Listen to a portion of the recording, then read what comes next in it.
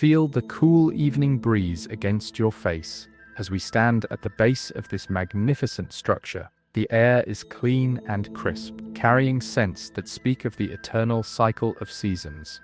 Wild grass and mountain flowers, ancient stones warmed by centuries of sun, the faint fragrance of pine trees that cling to distant mountain sides, and the subtle earthiness that rises from valleys where farming communities have tended their fields for generations. Take another deep breath. Feel your shoulders dropping as tension melts away. Let the clean mountain air fill your lungs completely, bringing with it the accumulated peace of this timeless place. With each exhale, release any concerns or worries from your day, letting them dissolve into the vast quiet of the evening. Let yourself become completely relaxed as we begin our slow, peaceful walk along this wonder of the world. Close your eyes, then take a deep, slow breath. Feel your chest rising and falling with natural rhythm. Let your body sink completely into comfort as we begin a journey together, a journey that will carry you gently into peaceful sleep while walking one of the world's most magnificent wonders. This is not just any walk, but a pilgrimage through time itself, a passage through centuries of human dreams and aspirations made manifest in stone and mortar.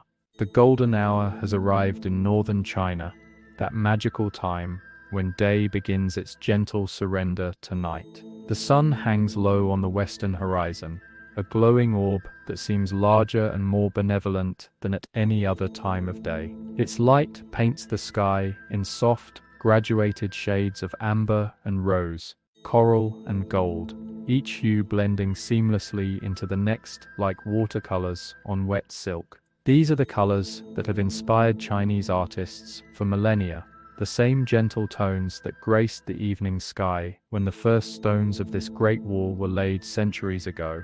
Before us stretches the Great Wall of China, that ancient dragon of stone and brick that winds across mountains and valleys like a sleeping giant awakening from dreams that span dynasties. This particular section was built during the Ming Dynasty, constructed with techniques refined over centuries of trial and innovation. Each stone was carefully selected, each brick precisely placed, each joint sealed with mortar made from rice flour and other secret ingredients that have kept these walls standing through countless seasons. Our feet touch the weathered stones of the wall for the first time, and immediately we can feel the profound weight of history beneath us. Each block has been here for hundreds of years, some for over 2,000 years, having supported the weight of countless guards patrolling their beats, messengers carrying urgent communications between distant posts, merchants leading pack animals loaded with precious goods, and travelers like ourselves seeking something ineffable in the presence of this ancient monument. The stones themselves tell stories to those who know how to read them. The larger blocks, quarried from mountainsides dozens of miles away, bear the subtle marks of the craftsmen who shaped them. Tool marks from chisels and hammers, worn smooth by centuries of weather, create tiny valleys and ridges that catch and hold the golden evening light. The wall rises gently before us, following the natural contours of the mountain ridge with an engineer's eye for both practicality and beauty.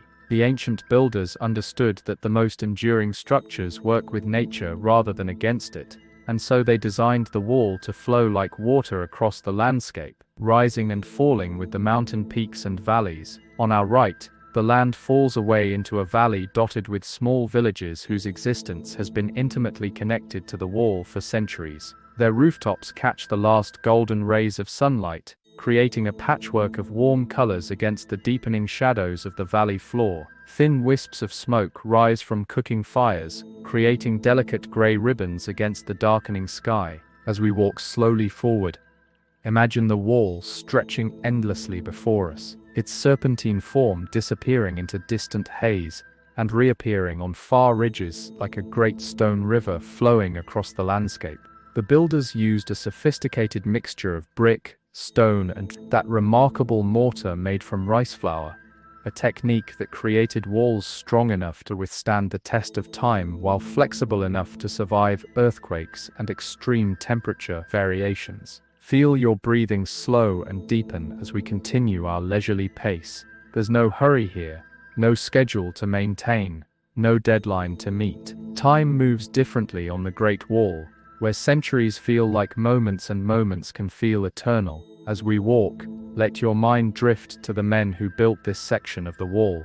Picture them rising before dawn, their hands already rough from years of working with stone and mortar. The chief mason might have been a man named Chen Wei, weathered by years of outdoor work, his eyes keen for spotting the perfect stone for each position in the wall. Chen Wei understood that this wall was more than just a barrier.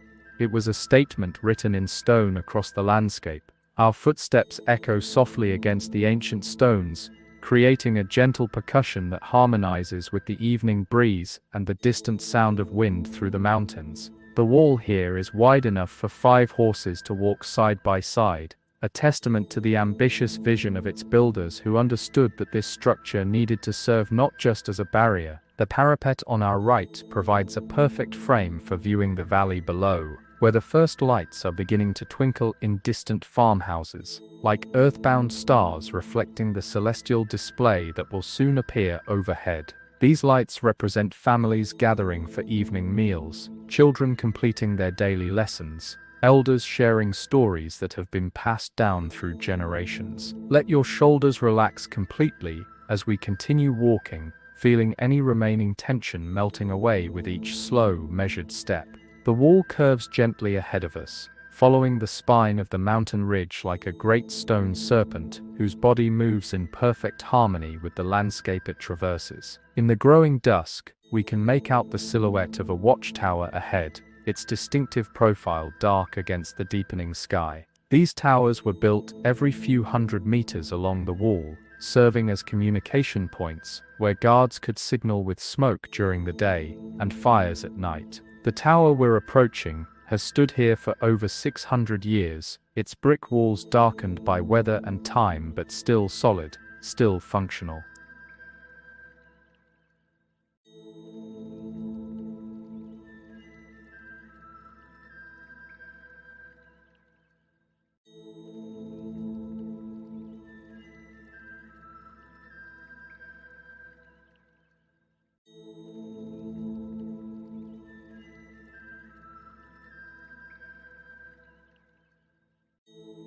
As we approach the watchtower, the sun sinks lower, transforming the sky into a masterpiece of colors that have inspired Chinese artists and poets for thousands of years. Deep orange melts into soft pink, which fades to purple at the edges of the horizon, while higher up, the first hint of deep blue night begins to appear. The mountains are becoming silhouettes against this painted sky, their edges soft and dreamlike. The watchtower rises about 30 feet above the wall itself, its narrow windows facing in all 4 cardinal directions to provide comprehensive surveillance of the surrounding territory. The windows are sized to provide good visibility, while remaining small enough to offer protection against enemy arrows. Each window is positioned at a slightly different height, creating a vertical array of observation points. Picture the guards who once climbed the steep stone steps inside this tower every evening at this same time, carrying oil lamps to light their watch through the night. One such guard might have been Le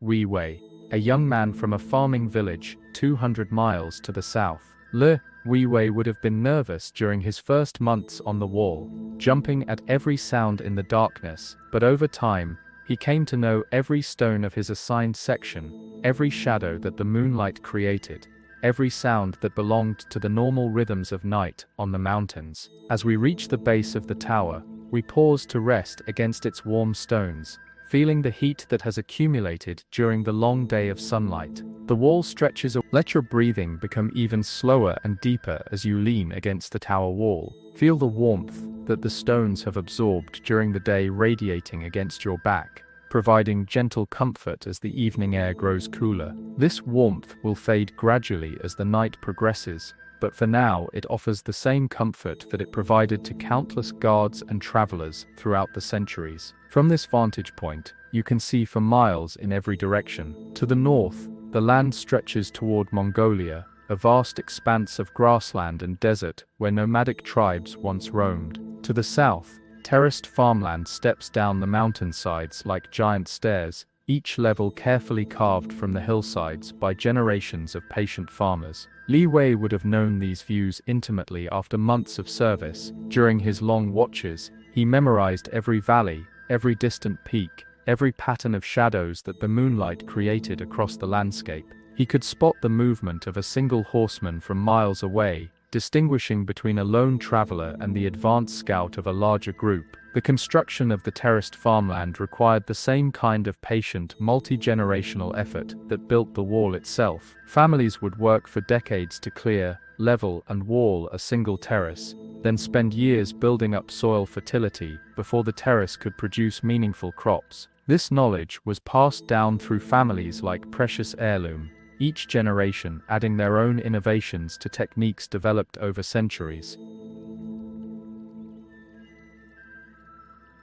The psychological impact of this responsibility was both burden and blessing. Guards like Li Wei carried the weight of knowing that their vigilance directly affected the safety and prosperity of thousands of people, but they also experienced the deep satisfaction of meaningful work, of contributing to something far larger and more important than their individual lives. This sense of purpose helped sustain them through the loneliness and hardship of wall service, providing meaning that transcended the difficulties of their daily existence. Thus, as darkness begins to settle around us like a comfortable blanket, let your imagination drift to the countless conversations that have taken place here over the centuries. These stones around us have heard the voices of emperors and common soldiers, wealthy merchants and humble pilgrims, scholarly officials and illiterate farmers, each leaving their own invisible mark on this timeless place. We continue our slow walk along the wall, our feet finding the rhythm of countless others who have walked this same path.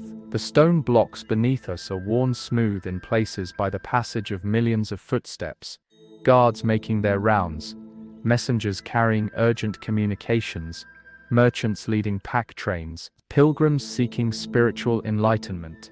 In some spots along our path you can still see the marks left by ancient wagon wheels where supply carts once traveled this elevated highway. These grooves, cut deep into the stone by the repeated passage of heavy wooden wheels, tell stories of the enormous logistical effort required to maintain the wall and supply its garrisons. Picture a typical evening during the Ming Dynasty, perhaps 400 years ago, when the wall was still an active military installation. The wall would have been alive with activity as the day shift of guards prepared to hand over their duties to the night watch. A process that was elaborate and meaningful, a ritual that honored both the departing day and the arriving night. Lanterns would flicker to life in towers stretching as far as the eye could see, each one a small beacon in the growing darkness, creating a chain of light that connected this section of the wall to sections hundreds of miles away. The sight of these lights appearing one by one across the landscape must have been magnificent, a daily reminder of the wall's vast scope. Captain Zhang might have been making his evening rounds during this period, a veteran commander who had served on the wall for 20 years and understood every aspect of its operation. His weathered face would be serious as he checked each post, ensuring his men were alert and ready for whatever the night might bring. Zheng had seen raids and invasions, but also long periods of peace when the wall served more as a customs boundary than a military fortification. As we walk, our voices would echo slightly off the stone walls, just as Zhang's commands would have echoed to his men centuries ago. Stay alert, he might have called into the gathering darkness. Watch for signals from the eastern tower. Remember that the Empire's safety depends on your faithfulness. His voice would carry clearly in the crisp mountain air, mixing with the sound of wind and the distant calls of night birds. These verbal exchanges were crucial for maintaining communication and coordination along the wall. In an age before electronic communication, everything depended on human voices, visual signals, and the movement of messengers. Guards developed their own informal codes and signals, ways of communicating that were efficient, reliable, and difficult for potential enemies to intercept. Let your own breathing merge with these phantom voices of the past, feeling yourself becoming part of the great conversation that has continued on the wall for centuries. Each breath you take connects you to all who have breathed this mountain air before you, soldiers and builders, merchants and pilgrims, each drawn to this magnificent structure for their own reasons, but all united by their shared experience of its grandeur and mystery. The conversations that took place on the wall were not just about military matters or practical concerns. Guards, travelers, and workers also discussed philosophy, poetry, family news, local gossip, and the great questions that occupy human minds in every age. The wall became a forum for the exchange of ideas as well as goods, a place where people from different regions and backgrounds could meet and learn from each other. These informal exchanges were often more valuable than official communications, spreading innovations, news, and cultural influences across vast distances with surprising speed. A new farming technique developed in one province might reach distant regions within months, carried by merchants, guards, and travelers who shared information as naturally as they shared meals and shelter. The wall's role as a communication highway extended far beyond its military functions. It served as a conduit for artistic and intellectual exchange, allowing ideas to flow between China's great cities and its remote frontier regions. Scholars traveling to distant academies, artists seeking new inspiration, and craftspeople learning specialized techniques all used the wall as both highway and meeting ground.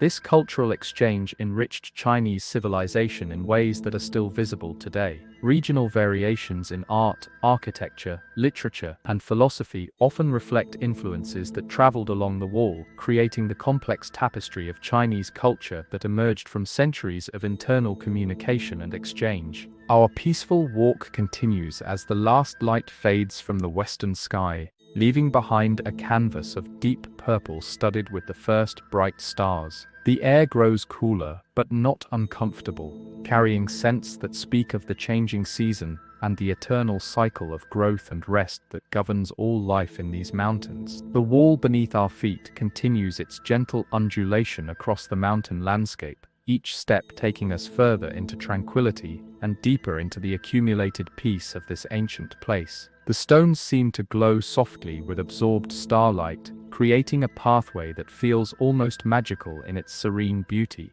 Imagine, as we walk through this star-blessed evening, that we encounter the spirit of an ancient merchant named Wang Shu. Wang traveled this route regularly during the height of the Silk Road trade, when caravans laden with precious goods moved constantly along the wall, connecting the markets of China with the distant cultures of Central Asia, the Middle East, and even Europe. Wang's story unfolds in your mind as clearly as if he were walking beside us, his ghostly form occasionally visible in the peripheral vision. Dressed in the practical but elegant clothing of a successful merchant, he was a trader in fine silks and rare spices, a man who understood the delicate art of negotiation and the crucial importance of reliable routes, honest partners, and accurate information about market conditions in distant cities. Wang would travel with small caravans, usually 3 or 4 other merchants and their guards, along with the pack animals and servants necessary to move valuable goods across hundreds of miles of challenging terrain. They would start before dawn, hoping to cover as many miles as possible before the heat of midday made travel uncomfortable for both humans and animals. These caravans were marvels of organization and efficiency, representing centuries of accumulated knowledge about long-distance trade. Every item was carefully packed and secured, every animal selected for its strength and reliability, every member of the group chosen for their specific skills and trustworthiness. Picture Wang's caravan approaching this very stretch of wall on a morning long ago, perhaps during the Tang dynasty, when trade along the Silk Road reached its historical peak. The pack animals, sturdy ponies bred for mountain travel and sure-footed mules capable of carrying heavy loads, would pick their way carefully up the stone ramps, their bells creating a gentle musical accompaniment to the journey that could be heard for miles across the quiet mountain landscape. As evening fell, Wang's caravan would make camp in the shelter of a watchtower, much like the one we passed earlier. The merchants would prepare simple but nourishing meals over small fires, sharing not just food, but also stories of markets they had visited and goods they had traded. The combination of good food, warm fellowship, and the security provided by the wall's protection created conditions for the kind of relaxed conversation that builds lasting friendships. Wang might tell of the silk workshops in Suzhou, where artisans created fabrics so fine they seemed woven from captured moonlight and morning mist. These workshops were closely guarded secrets, their techniques passed down through families who had perfected their craft over generations. The silk they produced was so superior to anything created elsewhere that it commanded extraordinary prices in foreign markets. Let these images drift through your mind as gently as clouds across the night sky, each one adding to the deep sense of peace and timelessness that surrounds us. Feel yourself becoming more and more relaxed with each step along our ancient pathway, the rhythm of walking, the soft sounds of wind and the gentle night air around us. All of these blend together into a perfect lullaby for the soul. Wang's stories would continue late into the night, his voice mixing with the crackle of campfires and the gentle sounds of animals settling down for sleep. He might speak of the jade markets in Khotan, where merchants from a dozen different lands would gather to trade in stones of impossible beauty, each one unique in its coloring and internal structure. The jade trade was particularly significant because the stone held deep spiritual meaning in Chinese culture, representing purity, wisdom, and the harmony between heaven and earth. The finest jade was reserved for imperial use, carved into ceremonial objects that symbolized the emperor's connection to divine authority. Or perhaps Wang would describe the spice bazaars of distant cities, where the air itself seemed flavored with cinnamon and cardamom, ginger and star anise, creating an atmosphere so rich and complex that visitors felt intoxicated by mere breathing. These spices were not just flavoring agents but medicines, preservatives, and luxury items that could transform ordinary meals into extraordinary experiences. The spice trade connected China to some of the most remote and exotic regions of the known world. Pepper from the mountains of India, cinnamon from the islands of Southeast Asia, frankincense from the Arabian Peninsula, and dozens of other aromatic substances that grew only in specific climates and required specialized knowledge to harvest, process, and preserve. Wang's expertise in evaluating spices was legendary among his fellow merchants. He could determine the quality and origin of a sample by smell alone, detect adulteration or improper storage, and predict how well different spices would travel along various routes. This knowledge had been accumulated through decades of experience and careful observation. As the night deepened around Wang's imaginary campfire, the conversation would gradually become more philosophical,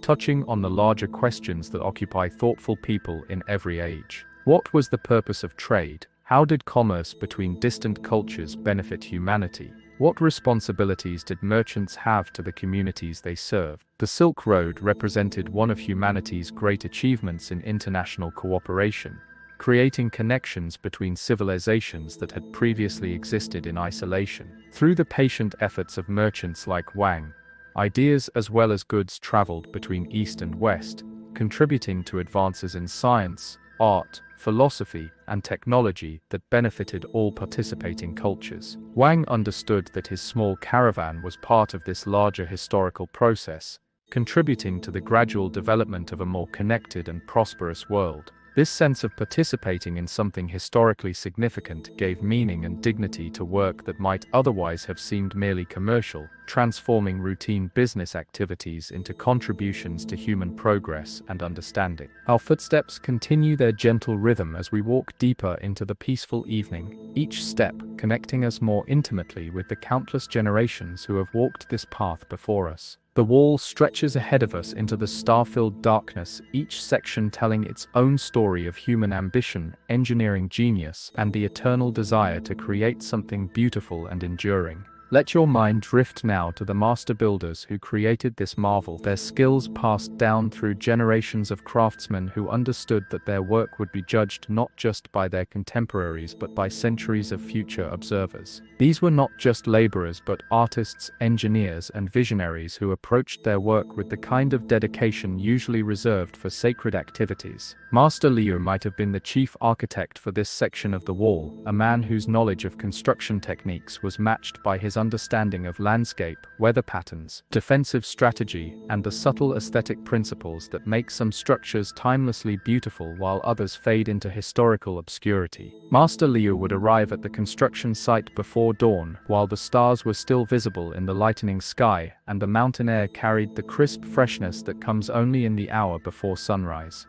He would walk the entire length of the previous day's work, checking each joint, testing each stone with his experienced hands, looking for any signs of settling, cracking, or other problems that might compromise the wall's integrity over time. The work crews would gather as the sun rose, men from villages scattered across the province, each bringing their own specialized skills and local knowledge to the project. Some were skilled stonemasons whose fathers and grandfathers had worked stone.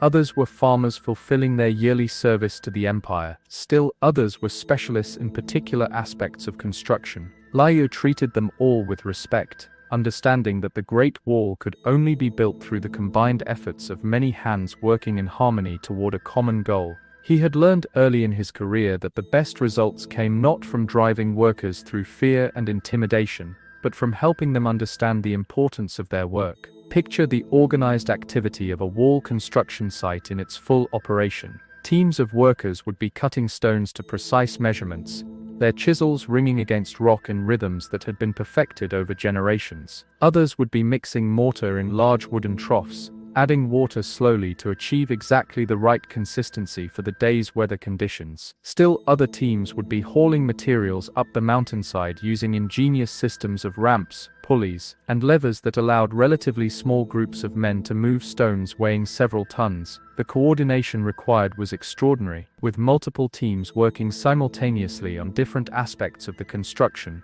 while maintaining the precise timing necessary to keep the work flowing smoothly. Liu's greatest pride was in the perfect fit of each stone, the seamless way that individual blocks came together to create walls that seemed almost natural in their integration with the mountain landscape.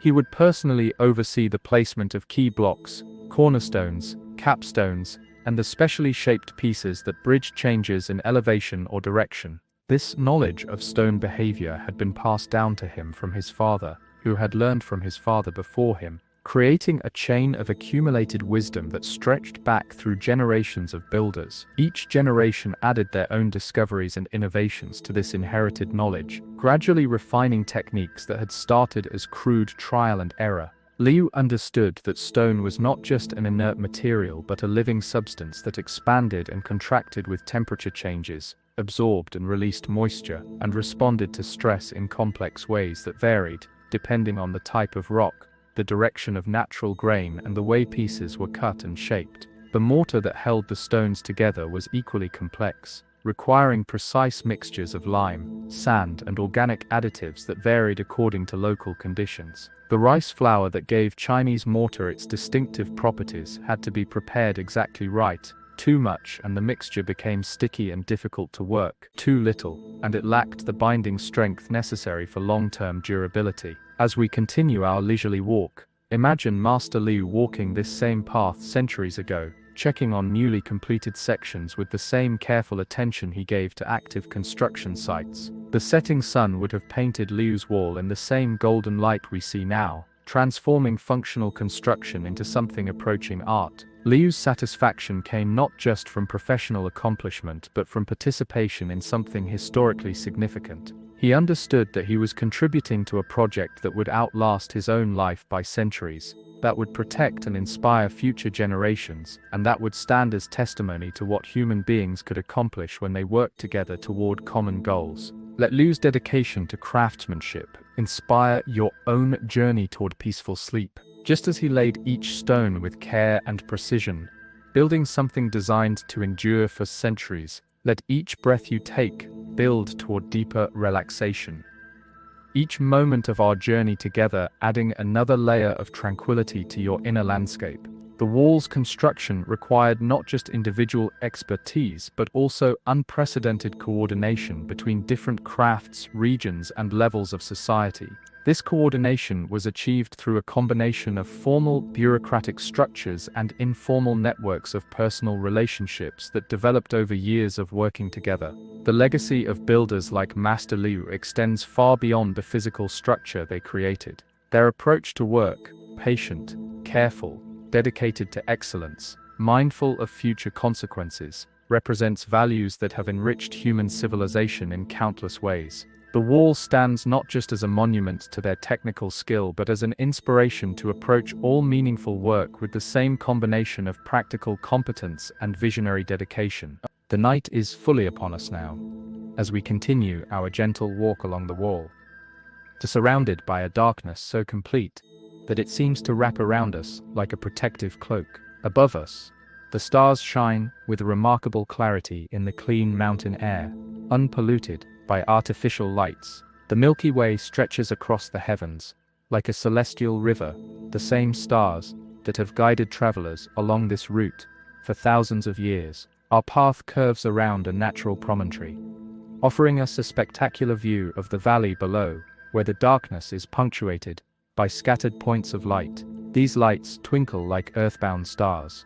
Farmhouses, where families gather around evening fires. Small villages, where lanterns illuminate narrow streets, and the occasional larger town, where commerce continues into the evening hours. In the profound silence of the mountain night, you can almost hear the whisper of ancient messages that once traveled this route with remarkable speed and efficiency. The Great Wall was not just a barrier, but also a sophisticated communication network, a means of sending signals rapidly across vast distances that rivaled anything available until the invention of electronic communication centuries later.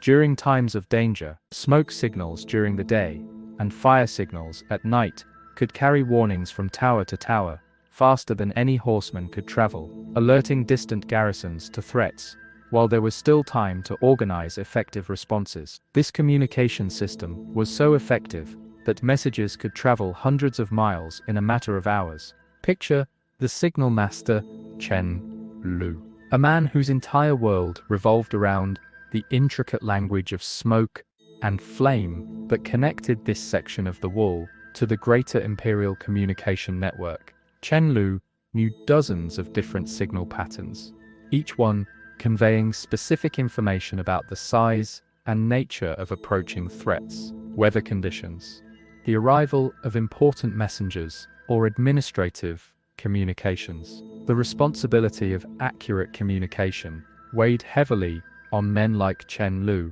as the lives of thousands of people might depend on whether a message was transmitted quickly and correctly. A missed signal or a misinterpreted message could mean disaster for the communities protected by the wall, while a false alarm could waste resources and undermine confidence in the system. Yet there was also pride in the work, pride in being part of a communication network that spanned the width of an empire, pride in possessing specialized knowledge that was essential to the defense of Chinese civilization, and pride in knowing that his vigilance and skill helped protect millions of people who would never know his name. On a night like this, Chen Lu would be in his tower, tending a carefully prepared fire that could be quickly built into a blazing signal beacon if needed. He would maintain just enough flame to keep his kindling dry and ready, while watching constantly for signals from neighboring towers that might require immediate relay to the next station. The signal fires were works of art as well as practical devices, constructed from carefully selected materials that produced flames and smoke with specific visual characteristics. Different woods burned with different colors and smoke densities, while various chemical additives could create distinctive effects that made signals visible over greater distances. Chen Lu's tower would contain supplies of these specialized materials, each stored in separate containers and labeled according to the type of signal they were designed to produce. Pine pitch created thick black smoke that was visible for miles during daylight hours. Bamboo segments exploded with distinctive sounds that could be heard when visual signals were obscured by fog or rain. The communication network that Chen Lu served extended far beyond simple military messaging. During peacetime, the signal system carried weather information that helped farmers plan their planting and harvesting, news about market conditions that assisted merchants, and administrative communications that kept the vast Chinese bureaucracy functioning effectively. This peaceful use of the wall's communication capabilities represented one of humanity's early experiments in long-distance information networks, foreshadowing the communication systems that would eventually connect the entire world. The principles that made the wall's signaling effective, standardized codes, reliable relay points, trained operators, and systematic maintenance, are the same principles that govern modern networks. As we walk through this star-filled night, Let your mind become as clear and peaceful as Chen Lu's must have been during his long watches. Feel yourself becoming more alert to the subtle sounds around us, the whisper of wind through stone crevices, the distant call of a night bird, and the gentle rhythm of our own footsteps on ancient stones. The wall's acoustic properties actually enhanced its communication capabilities, as its stone surfaces created echo effects that allowed voices and sounds to carry much further than they would in open terrain. Guards learned to use these acoustic advantages, positioning themselves to take maximum benefit from natural amplification. Let each step take you deeper into tranquility, feeling the same kind of alert peace that allowed Chen Lu to remain vigilant through long night watches, while maintaining the inner calm necessary for accurate observation and quick decision-making. The wall beneath our feet has absorbed the energy of countless peaceful nights like this one. Feel that accumulated serenity rising up through the stones, filling your body with the same calm that has blessed this place for centuries. The stars above us shine with the same light that guided ancient signal masters as they went about their nightly duties, checking equipment, monitoring distant towers, and maintaining the vigilance that protected an entire civilization. This sense of being part of something much larger than individual concerns, of contributing to the safety and prosperity of countless people, gave deep meaning to work that might otherwise have seemed routine and monotonous. Chen Lu understood that his faithful attention to duty was part of a vast cooperative effort that made possible the peace and prosperity that Chinese civilization enjoyed during its golden ages. Our peaceful walk continues as the night deepens around us, wrapping us in a darkness so profound and gentle that it feels like being embraced by the universe itself. The wall stretches ahead into this benevolent darkness, but our path remains clear, illuminated by starlight and the gentle glow of a crescent moon that has risen above the eastern mountains. Each step takes us further from the concerns of the modern world and deeper into the timeless peace of this ancient place, where the usual markers of time and progress seem to dissolve into something more eternal and meaningful. The stones beneath our feet have witnessed the rise and fall of dynasties, the changing of seasons beyond counting, the passage of millions of individual lives. Let your imagination conjure the figure of Scholar Wu Ming, a man who traveled this route not as a soldier seeking military advantage or a merchant pursuing commercial gain, but as a seeker of knowledge and beauty, who understood that the Great Wall represented something far more significant than its practical functions. Wu Ming was a poet and philosopher, a man of letters, whose extensive education had taught him to see beyond surface appearances to deeper meanings and connections. He approached the wall not as a tourist seeking novelty, but as a student of life seeking wisdom,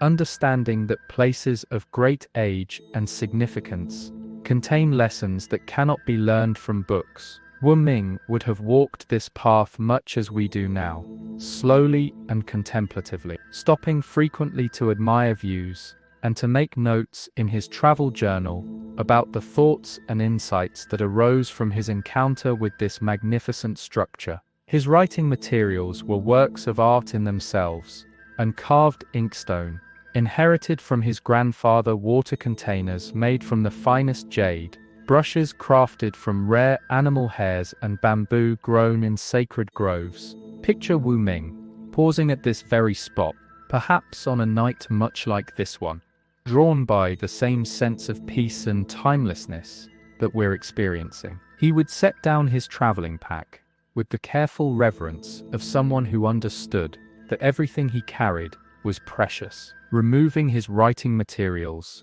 with the same ritualistic attention that a priest might bring to preparing for ceremony. By the light of a small oil lamp that cast dancing shadows on the ancient stones, he would capture his impressions of the wall and the surrounding landscape in characters that were themselves artistic expressions, each one carefully formed to convey not just literal meaning, but also emotional and aesthetic qualities. His poem might begin, 10,000 leb of stone serpent, sleeping beneath 10,000 stars, each scale, a story of human dreams, made manifest in earth and sky. Wu Ming understood that the wall's greatest power lay not in its ability to keep enemies out, but in its capacity to inspire awe and reflection in those who encountered it with open hearts. Wu Ming's journey along the wall would take many weeks, as he refused to be hurried by practical considerations or social expectations. He traveled with a single servant and a small pack animal, carrying their basic supplies, but his real luggage was the accumulated knowledge and sensitivity that allowed him to see things that less prepared observers might miss entirely. Unlike the hurried pace of merchants focused on reaching markets before their goods spoiled, or the rigid schedule of soldiers required to cover specific distances within predetermined timeframes, Wu Ming could afford to linger wherever beauty called to him, or wherever his contemplation revealed insights worth pursuing.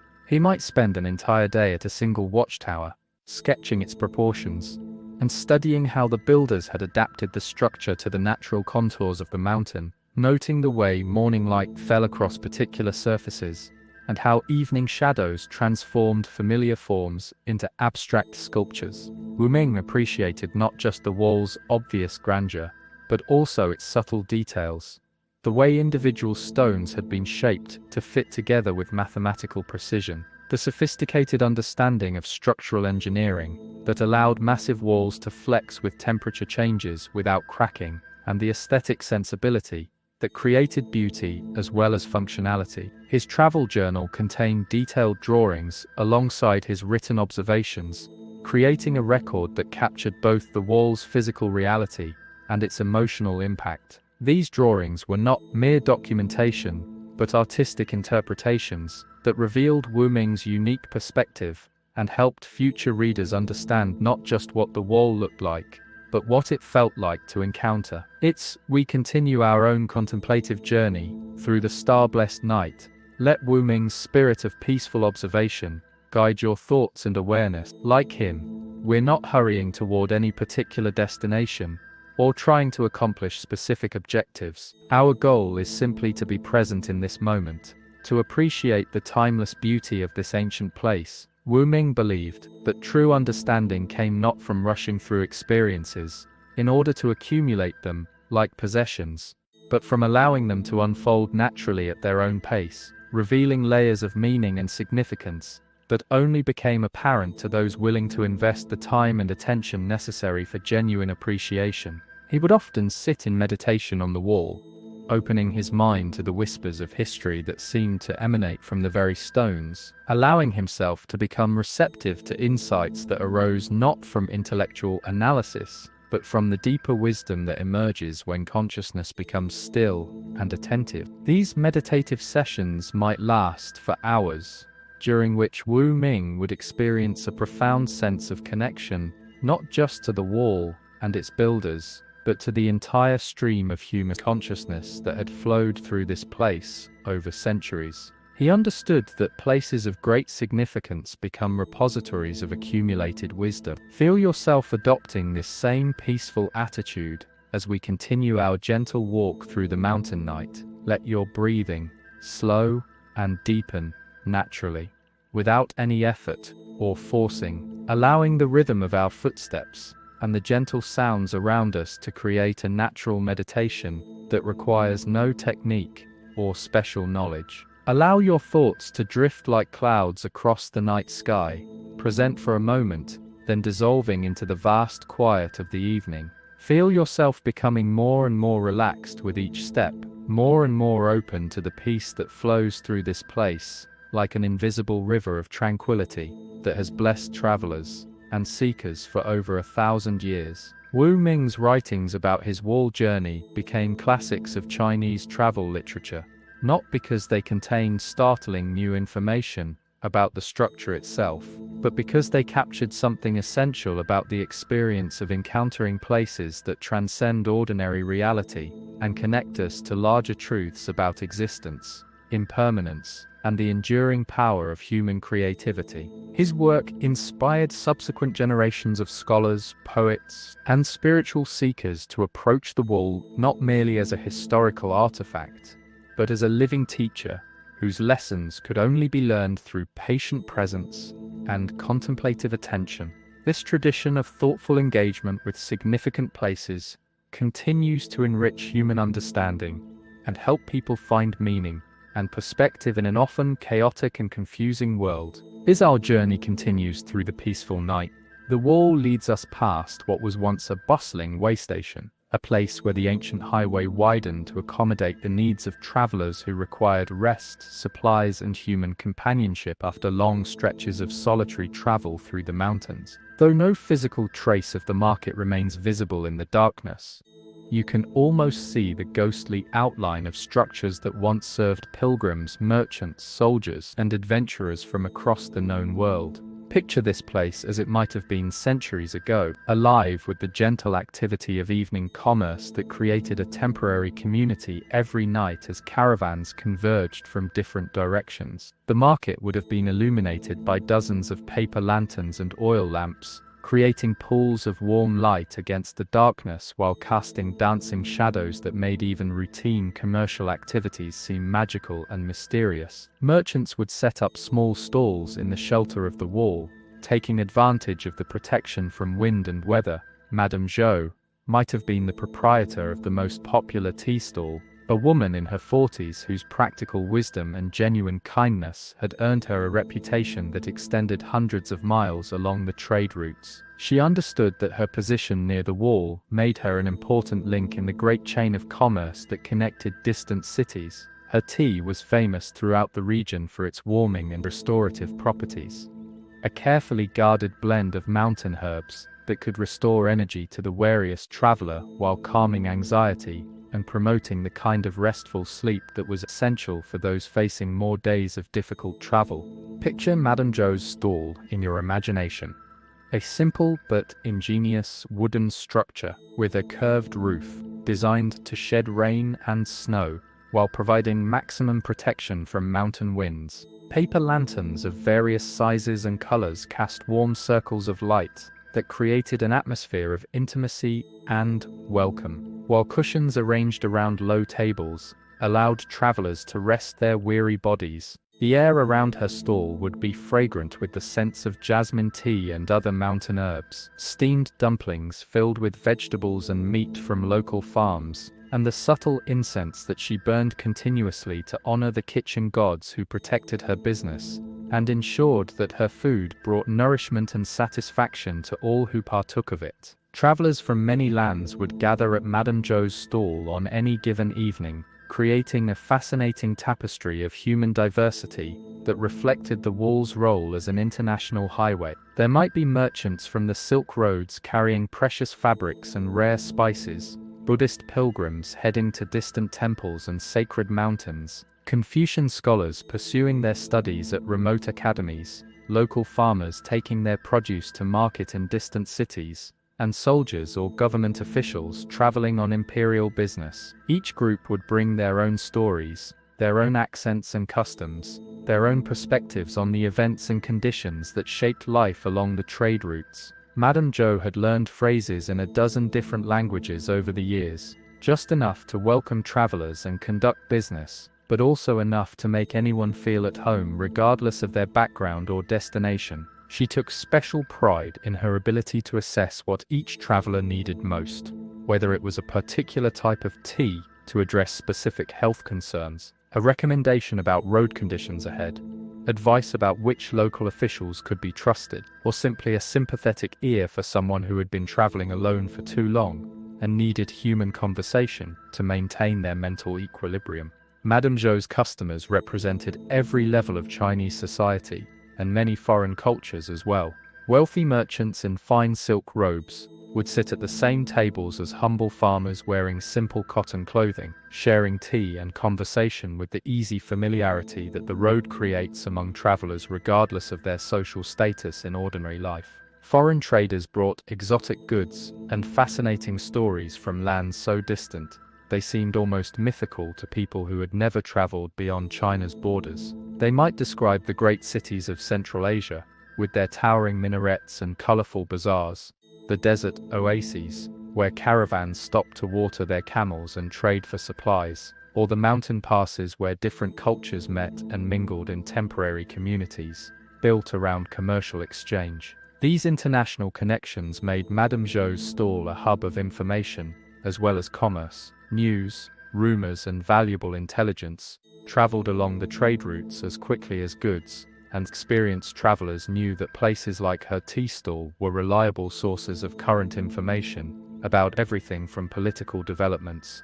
to weather conditions to bandit activity along various routes. As we walk through this space where the night market once flourished, let your imagination fill in the details of these vanished scenes. Picture yourself sitting at one of Madame Zhou's low tables, your hands wrapped around a warm cup of her famous tea, feeling the liquid's perfect temperature and tasting the complex blend of herbs that seems to capture the essence of these mountains, while providing exactly the kind of restoration your body and spirit require.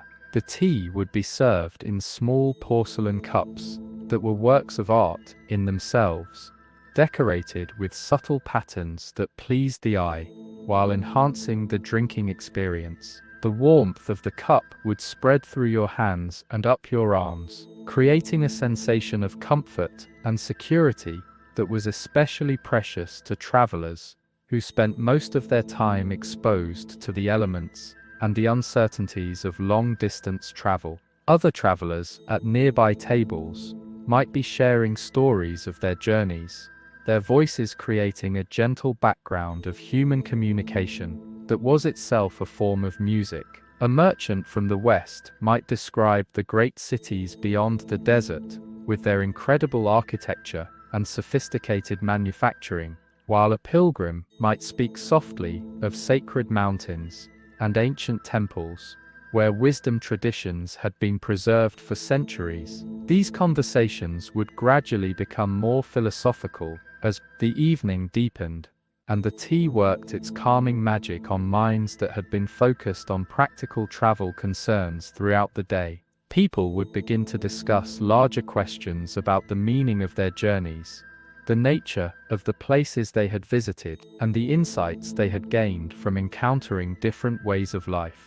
Let these imagined conversations become a gentle lullaby for your consciousness, their voices mixing with the night air to create the perfect soundtrack for deep relaxation. Feel yourself becoming more and more peaceful as we continue our walk along the wall, the rhythmic sound of our footsteps on ancient stones blending with all the other gentle sounds to create a symphony that seems designed specifically to induce the most restful and restorative sleep.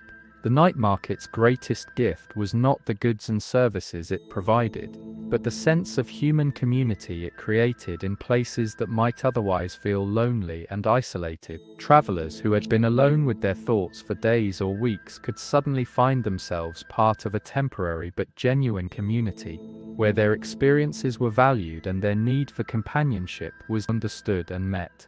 This social aspect of travel was crucial for maintaining the mental health and motivation necessary for long journeys through difficult terrain.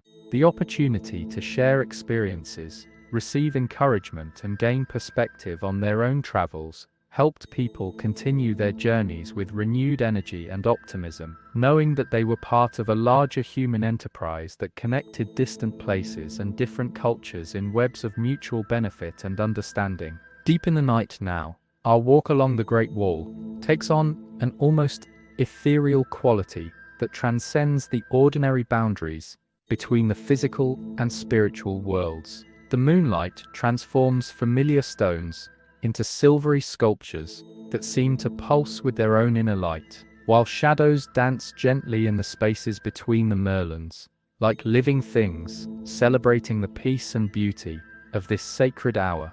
This is the time when the wall seems most alive with the spirits of all who have walked here before us, their accumulated presence, creating an atmosphere so profound that even the most skeptical visitor might find themselves believing in forces beyond the material realm. In Chinese tradition, places of great age and significance, like the Great Wall, are believed to be inhabited by guardian spirits, benevolent presences, who watch over travelers and protect the sacred nature of these ancient stones. These spirits are not ghosts in the Western sense, tormented souls trapped between worlds, but rather evolved consciousnesses who have chosen to remain connected to places they loved in life, continuing their service and protection in a more refined form that transcends the limitations of physical existence. As we walk through this mystical hour, imagine feeling the gentle presence of these guardians all around us,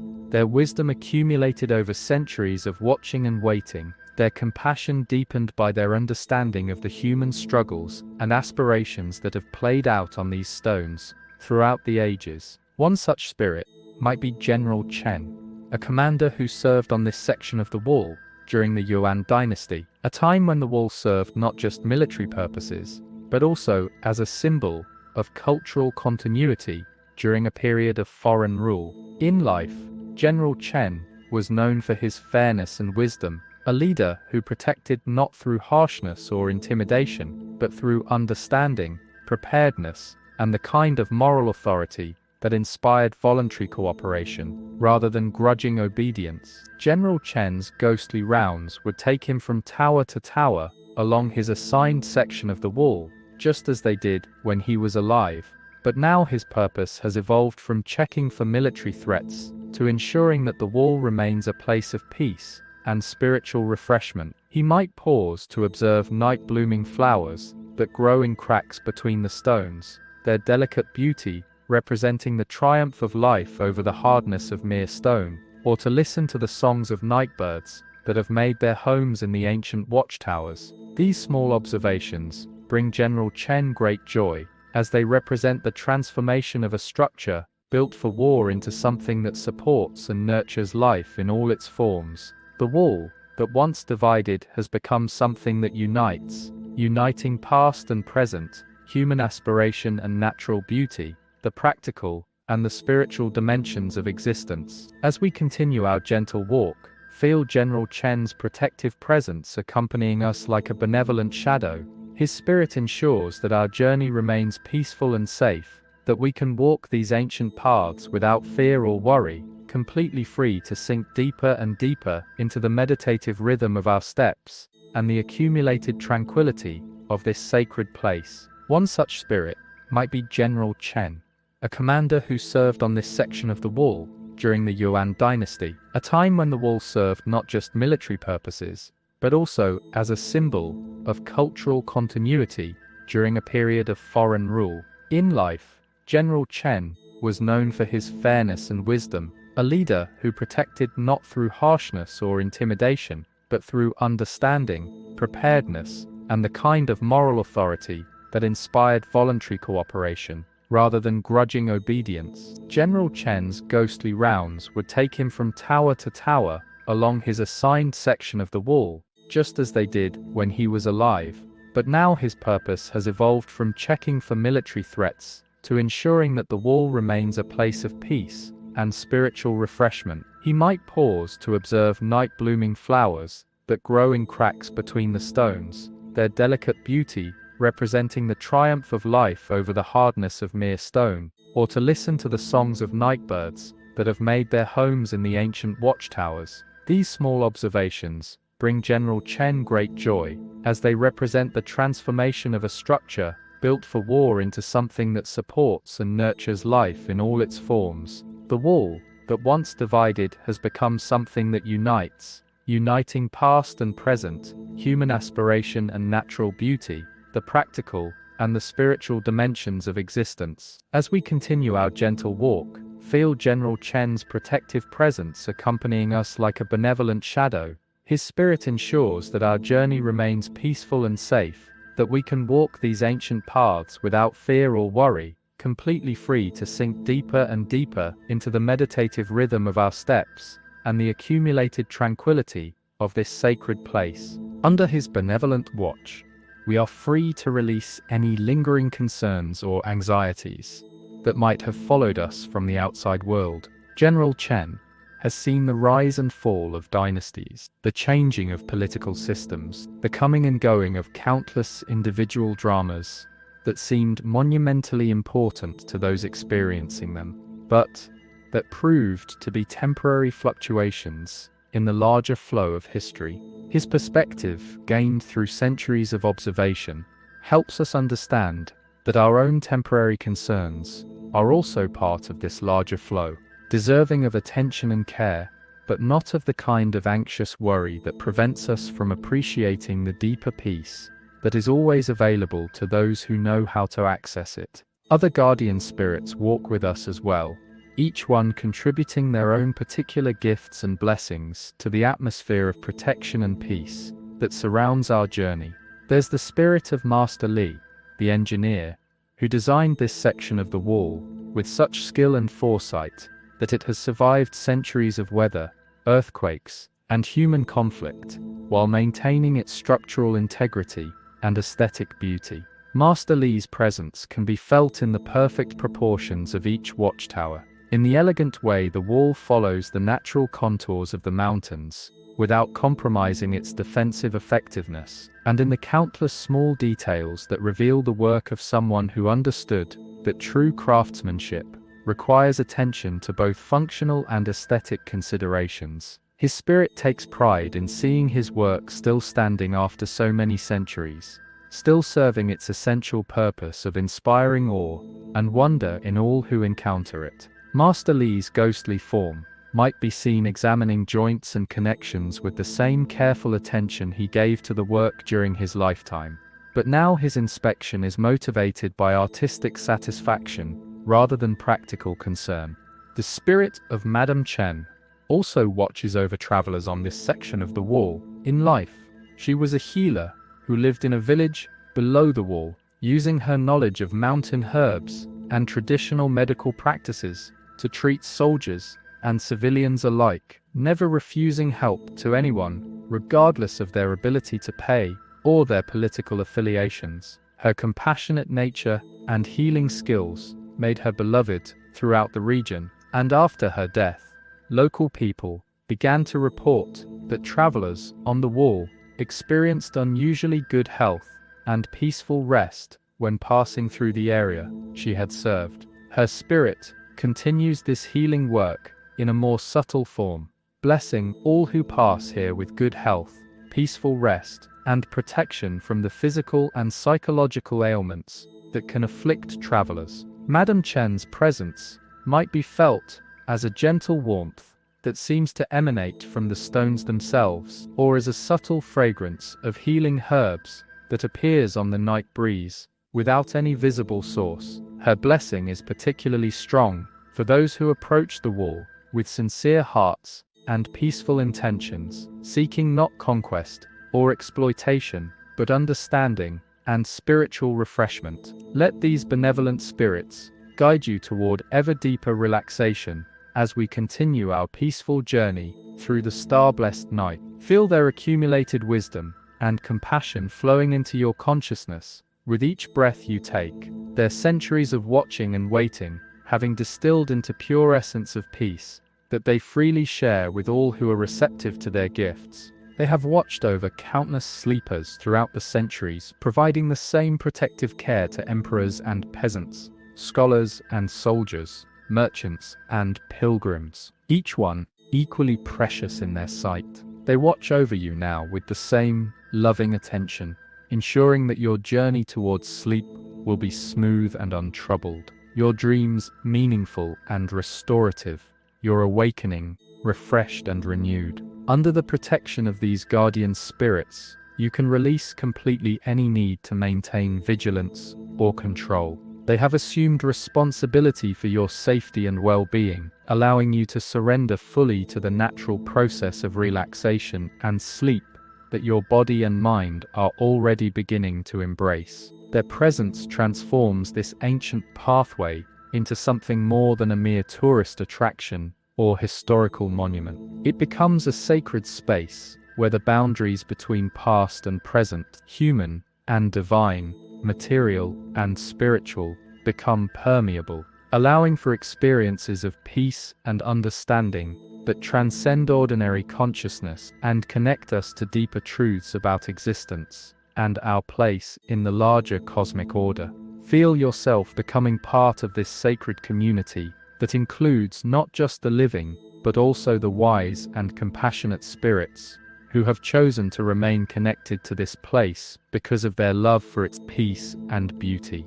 Your presence here tonight adds to the accumulated blessing of the wall, becoming part of the spiritual heritage that will welcome and comfort future visitors who follow this same path toward rest and renewal. Our path along the wall now descends gently into what local people have long called the Valley of Dreams, a place whose very name suggests the mystical properties that have made it famous among travelers seeking not just physical rest but spiritual renewal and meaningful visions. Here, the wall follows a natural depression between two mountain ridges, creating a sheltered microclimate where the wind is softer, the temperature milder, and the atmosphere more conducive to deep, restorative sleep than anywhere else along this ancient route. This section of the wall is older than most others we've passed, built during the earlier Ming period when construction techniques were still being perfected through trial and experience rather than established engineering principles. The stones here seem somehow different from those in other sections, softer in appearance, worn smooth by centuries of weather, and countless gentle touches from travelers who instinctively reached out to connect physically with this sacred place. The weathering process has created surfaces that are pleasant to touch, their texture inviting the kind of tactile connection that deepens our relationship with ancient places. These stones have absorbed not just sunlight and rain, but also the hopes, dreams, and peaceful intentions of countless visitors who found in their weathered surfaces a perfect metaphor for the way time and experience can transform even the hardest materials into something beautiful and welcoming. Legend says that the Valley of Dreams received its name because travelers who rested here experienced particularly vivid and meaningful dreams, visions that provided guidance for important life decisions, healing for psychological wounds, and inspiration for creative and spiritual endeavors. The combination of the wall's ancient energy, the protected location that shielded sleepers from harsh weather, and the presence of a small spring that still flows nearby created the perfect conditions for the kind of deep REM-rich sleep that produces the most significant and memorable dreams. The spring that gave the valley its special properties emerges from a natural rock formation about 100 meters from the wall, its water so pure and sweet that travelers would make special detours just to fill their water containers from its source. Chinese geomancers, who studied the valley, concluded that the spring tapped into underground streams that had been flowing through these mountains since before human civilization began, carrying with them subtle mineral content and energetic properties that enhanced both physical health and spiritual sensitivity. Picture a small shrine that once stood beside the spring, not an elaborate temple, but a simple stone structure, where grateful travelers would leave offerings of incense, flowers, small coins, or personal items as expressions of gratitude for the restorative sleep and meaningful dreams they had experienced. The shrine honored not any particular deity, but the spirit of the valley itself, acknowledging the mysterious forces that made this place especially conducive to rest and renewal. The shrine's design reflected the valley's peaceful character: low walls that provided shelter without blocking views, a curved roof that echoed the shapes of surrounding mountains, and an interior space just large enough for a few people to sit in quiet meditation or prayer. Local artisans had decorated the shrine with carved symbols representing sleep, dreams, and the natural forces that governed the valley's unique properties. An old caretaker named Grandfather May tended this shrine for over 40 years, dedicating his life to maintaining the valley's sacred atmosphere and helping visitors understand how to make the most of its special properties. He lived in a small cottage built against the wall itself, taking advantage of the structure's thermal mass for climate control, while positioning himself to observe and assist travelers who came seeking rest and guidance. Grandfather May's daily routine was as regular and peaceful as the valley's own rhythms. He would rise before dawn to sweep the shrine and refresh the water offerings, tasks that he performed not as mere maintenance, but as meditative practices that helped him maintain his connection to the valley's spiritual essence. His movements were slow and deliberate, each action performed with the kind of mindful attention that transforms ordinary activities into sacred rituals. Travelers would often seek out Grandfather May before sleeping in the valley, asking him to interpret dreams they had experienced elsewhere, or to recommend specific spots along the wall where rest would be most beneficial for their particular needs and circumstances. He had memorized the subtle variations in the wall's energy, having spent decades observing how different locations affected different types of people, and he could usually predict with remarkable accuracy what kind of dreams a particular sleeper might experience in various spots. Grandfather May understood that the valley's power worked differently for different people, depending on their psychological state, their spiritual development, their physical health, and their sincere desire for growth and understanding. He had developed an almost supernatural ability to assess what each visitor needed most and to guide them toward the experiences that would be most beneficial for their personal development. Some visitors came seeking healing dreams that would help them process traumatic experiences or resolve long-standing emotional conflicts. Grandfather May might direct such people to a spot near the wall where the stones seemed to absorb negative energy while radiating warmth and comfort, creating conditions that promoted the kind of deep therapeutic sleep that allows the psyche to process difficult material without being overwhelmed by it. Others came seeking creative inspiration or guidance about important life decisions. For these visitors, Grandfather May might recommend a location where the view encompassed both the wall and the surrounding landscape, symbolizing the connection between human achievement and natural beauty, but often sparks creative insights and helps clarify values and priorities. Grandfather May might have recommended this very spot where we now walk for visitors seeking what he called the sleep of deep peace, rest that goes beyond mere physical restoration to provide psychological and spiritual renewal that can last for months or even years after the experience. The stones here have a particularly smooth feel under our feet, worn by countless previous travelers who found peace in this exact location and returned night after night to deepen their connection with the valley's healing energies. The wall curves gently here in a way that creates a natural windbreak, while still allowing clear views of the star-filled sky above, providing the perfect balance between shelter and openness that many people need for truly restorative sleep. The acoustic properties of this location are also ideal, as the wall stones create just enough echo to make gentle sounds seem more musical and soothing, while filtering out any harsh or jarring noises that might disturb rest. As we continue our slow, dreamy walk through this valley, let Grandfather May's accumulated wisdom guide you toward your own perfect rest. Feel the special energy of this place seeping into your consciousness, preparing you for the kind of deep, meaningful sleep that has blessed travelers here for centuries. The gentle energy of the valley is older than memory, deeper than conscious thought, as natural and inevitable as the rising and setting of the sun.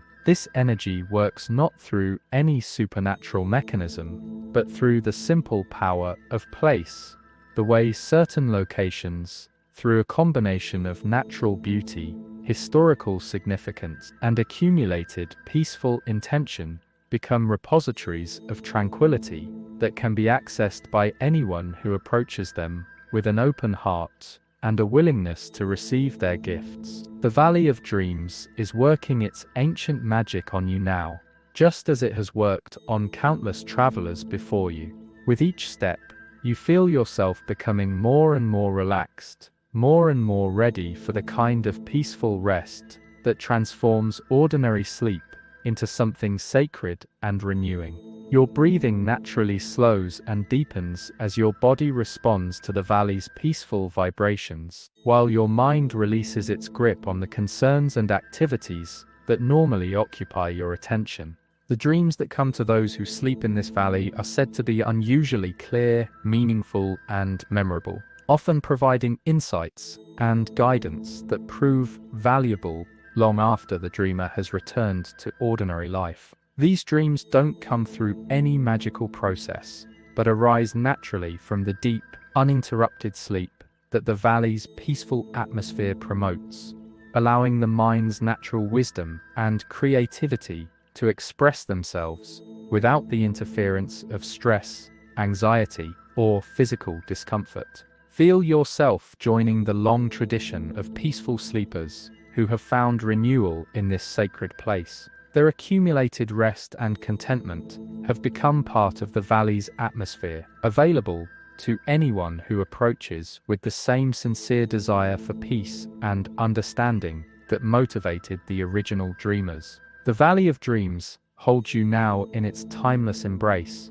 preparing you for rest that will restore not just your body but your spirit, connecting you to the deeper rhythms of existence that govern all life and consciousness. The valley's blessing extends beyond the immediate experience of rest and dreams to encompass a more lasting transformation of perspective and attitude. Those who sleep here often report that they return to their ordinary lives with greater clarity about their priorities, enhanced ability to handle stress and conflict, and a deeper appreciation for the simple pleasures and profound mysteries that make life meaningful and worthwhile. This transformation occurs not through any dramatic revelation, but through the subtle recalibration of consciousness that happens when we allow ourselves to rest deeply in places that hold the accumulated peace of centuries. The Valley of Dreams offers this gift freely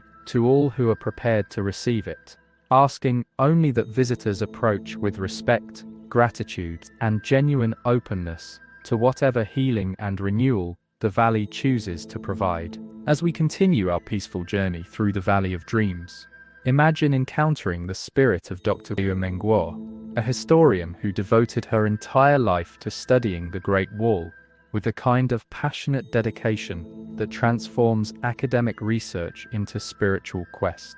Liu walked these same stones countless times over the course of her 40-year career, not as a casual tourist seeking entertainment, but as a dedicated scholar, seeking to understand every detail of the wall's construction, purpose, and evolution through the centuries. Her approach to historical research was revolutionary for its time, combining traditional documentary analysis with archaeological fieldwork, oral history collection, and careful observation of the wall's physical characteristics. She understood that the wall was not just a subject for abstract study, but a living repository of information that could only be understood through direct, sustained contact with its stones, mortar, and surrounding landscape. Dr. Liu's ghost might materialize beside us as we walk, her ethereal form carrying the same scholar's satchel she used in life, filled with measuring tools, notebooks, and carefully preserved fragments of ancient mortar and brick that she had collected during decades of fieldwork. Her spirit is drawn eternally to these ancient stones, continuing in death the research that consumed her life, still seeking to unlock the mysteries hidden within the wall's accumulated layers of history. Picture Dr. Liu's ghostly figure kneeling beside a section of wall we're passing now, her translucent fingers tracing patterns in the mortar that are invisible to untrained eyes. But that tells of complete stories to someone who has spent a lifetime learning to read the subtle signs left by ancient builders. She could read these patterns like text, understanding from tiny variations in technique exactly when each section was built, which master craftsman supervised the work, and what the weather conditions were during construction. Here she might whisper to us as we pass, her voice carrying the excitement of discovery that never dimmed, despite decades of research. This section was built during an unusually wet spring in the 15th year of the Hongwu Emperor's reign. See how the mortar has a slightly different composition. The builders had to adapt their mixture to account for the extra moisture in the air. Dr. Liu's discoveries revealed the wall not as a single, uniform structure built according to predetermined plans, but as a complex tapestry woven from the work of thousands of different hands across many centuries, each generation of builders responding to changing political requirements, evolving construction techniques, available materials, and local environmental conditions. Her research demonstrated that the wall was actually dozens of different walls, built at different times for different purposes, connected and unified over centuries of continuous modification and improvement. Each generation left their own subtle signatures in the stonework, techniques passed down from master to apprentice, innovations developed to solve particular problems, regional variations that reflected local materials and customs. One of Dr. Liu's most significant discoveries was her identification of what she called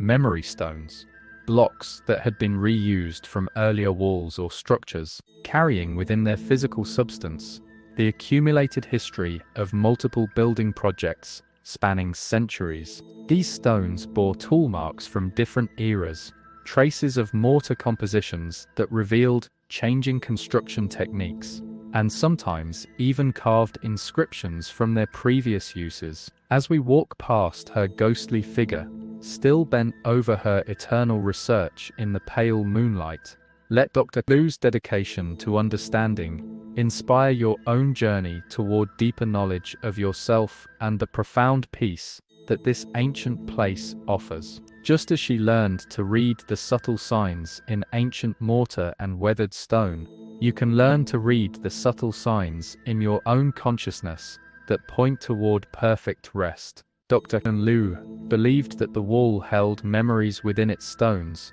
that the intense human effort required to build it somehow imprinted the structure with the thoughts, dreams, hopes, and aspirations of all who contributed to its creation. Walking the wall, she said, was like reading an immense book written in stone and mortar, each step revealing new chapters in the story of human determination and cooperation. Her theory was that places of great historical significance become repositories of accumulated human consciousness, holding within their physical structure not just the material evidence of past events, but also the emotional and spiritual energy of all who participated in creating them. This energy remains accessible to sensitive visitors who approach such places with proper reverence and openness. Feel these accumulated memories surrounding you now, as we continue our gentle walk through the star-blessed night, preparing for the deeper experiences that await us in the remaining stages of our journey. Thousands of people have walked this exact path, each contributing their own energy to the wall's powerful atmosphere of peace and determination. Liu's scholarly ghost continues her eternal research as we move forward toward new discoveries and deeper peace that await us in the sections of wall still ahead. Her dedication reminds us that some pursuits transcend the boundaries between life and death, just as our own journey tonight transcends the boundaries between waking exploration and the profound rest that awaits us at our journey's true destination. The wall stretches onward into the night, calling us forward to experiences even more wondrous than those we have already encountered: moonlit meditations, sleeping villages, gardens of stone flowers, and ultimately the sacred summit where perfect rest awaits all who complete the full pilgrimage along this ancient path toward peace. The moon has climbed higher now, bathing the entire wall in soft silver light that transforms the ancient stones into something ethereal and otherworldly. Our pace has naturally slowed even further, each step a meditation in itself, each breath a prayer of gratitude for this profound peace that surrounds us like a benediction from the ages. The stones beneath our feet gleam like polished pewter in the moonlight, and the mountains around us have become a landscape of gentle shadows and ethereal highlights that seem to exist more in the realm of dreams than in ordinary reality. This is the perfect time and place for the kind of deep meditation that the wall's builders and guardians have practiced for centuries. Find a comfortable place to rest against the parapet, feeling the ancient stones supporting your back with the same unwavering strength they have provided to countless seekers throughout the ages. The wall that has stood firm against the forces of nature and time now offers you the same dependable support, a foundation of stone and spirit that will hold you safely as you sink deeper into the profound peace that is your birthright. Close your eyes and feel the moonlight on your face, that gentle silver radiance that Chinese philosophers have long taught carries special properties for inner reflection and spiritual renewal. Moonlight represents yin energy that complements the yang energy of sunlight, promoting emotional balance, intuitive wisdom, and the kind of deep rest that restores both body and soul to their natural harmony. Let your breathing become as gentle and regular as the soft night breeze that moves across the wall. Each breath in draws the accumulated peace of this ancient place deeper into your being, filling every cell with tranquility that has been gathering here for centuries. Each breath out releases any remaining tension or worry, letting it dissolve into the vast quiet of the night, like mist disappearing into starlight. Ancient Taoist masters believed that places like the Great Wall, where human effort merged harmoniously with natural landscapes, became focal points for universal energy that could heal and transform all who approached them with proper reverence. Sitting here in meditation, you become part of that same energy flow that has moved through this place for centuries, connecting you to the deepest sources of peace and renewal. Feel yourself becoming lighter with each breath, as if the moonlight is gradually lifting away every concern that has followed you from the outside world. The wall exists in a kind of eternal present moment, neither rushing toward the future nor clinging to the past, but simply being, perfectly and completely, exactly what it is in this moment of silver-touched silence. Let this same quality of eternal presence fill your awareness completely. There is nowhere else you need to be,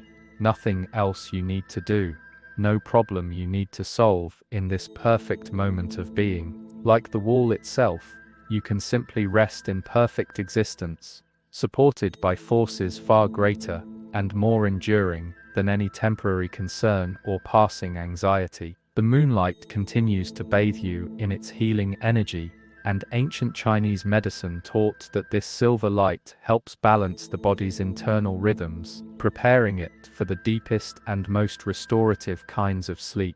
Feel that gentle rebalancing happening within you now, as natural systems find their optimal harmony under the moon's beneficent influence. Your meditation here on the wall connects you to all the seekers and sages who have found peace in this same moonlight throughout the centuries. Their accumulated wisdom flows through the stones like an invisible river of understanding, offering you the same profound rest that has blessed countless souls before you. As our meditative journey continues, the wall carries us past a small village, nestled in the valley below, a settlement so small and peaceful that it seems to exist in a different time altogether, its handful of lights twinkling like earthbound stars in the gentle darkness that embraces the mountain landscape. This village has been here for over 300 years, founded by families who came to serve the wall and never left, finding in its shadow a way of life that moved to rhythms far slower and more peaceful than those of the modern world. Generation after generation has lived here, their lives intertwined with the great stone structure above them, their daily routines shaped by its presence, their dreams blessed by its ancient peace. Picture Grandmother Liu, one of the village's eldest residents, sitting by her window and looking up at the wall where we walk in the silver moonlight. She has spent every night of her 78 years falling asleep to the sight of the wall's silhouette against the sky, and to her it is not a tourist attraction or historical monument, but simply part of the natural landscape, as familiar and comforting as an old friend whose presence brings security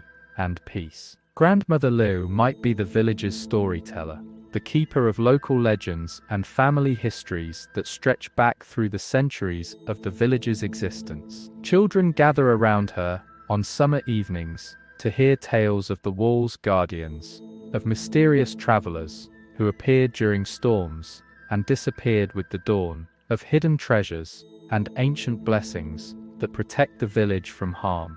One of Grandmother Lu's favorite stories tells of the Nightwalker, a benevolent spirit who travels the wall during the darkest hours, appearing as a gentle figure in scholar's robes and carrying a lantern that glows with soft, pearl-like light. Those fortunate enough to see him receive blessings of wisdom and peaceful sleep that can last for months, and some say that his presence can heal both physical ailments and troubles of the heart.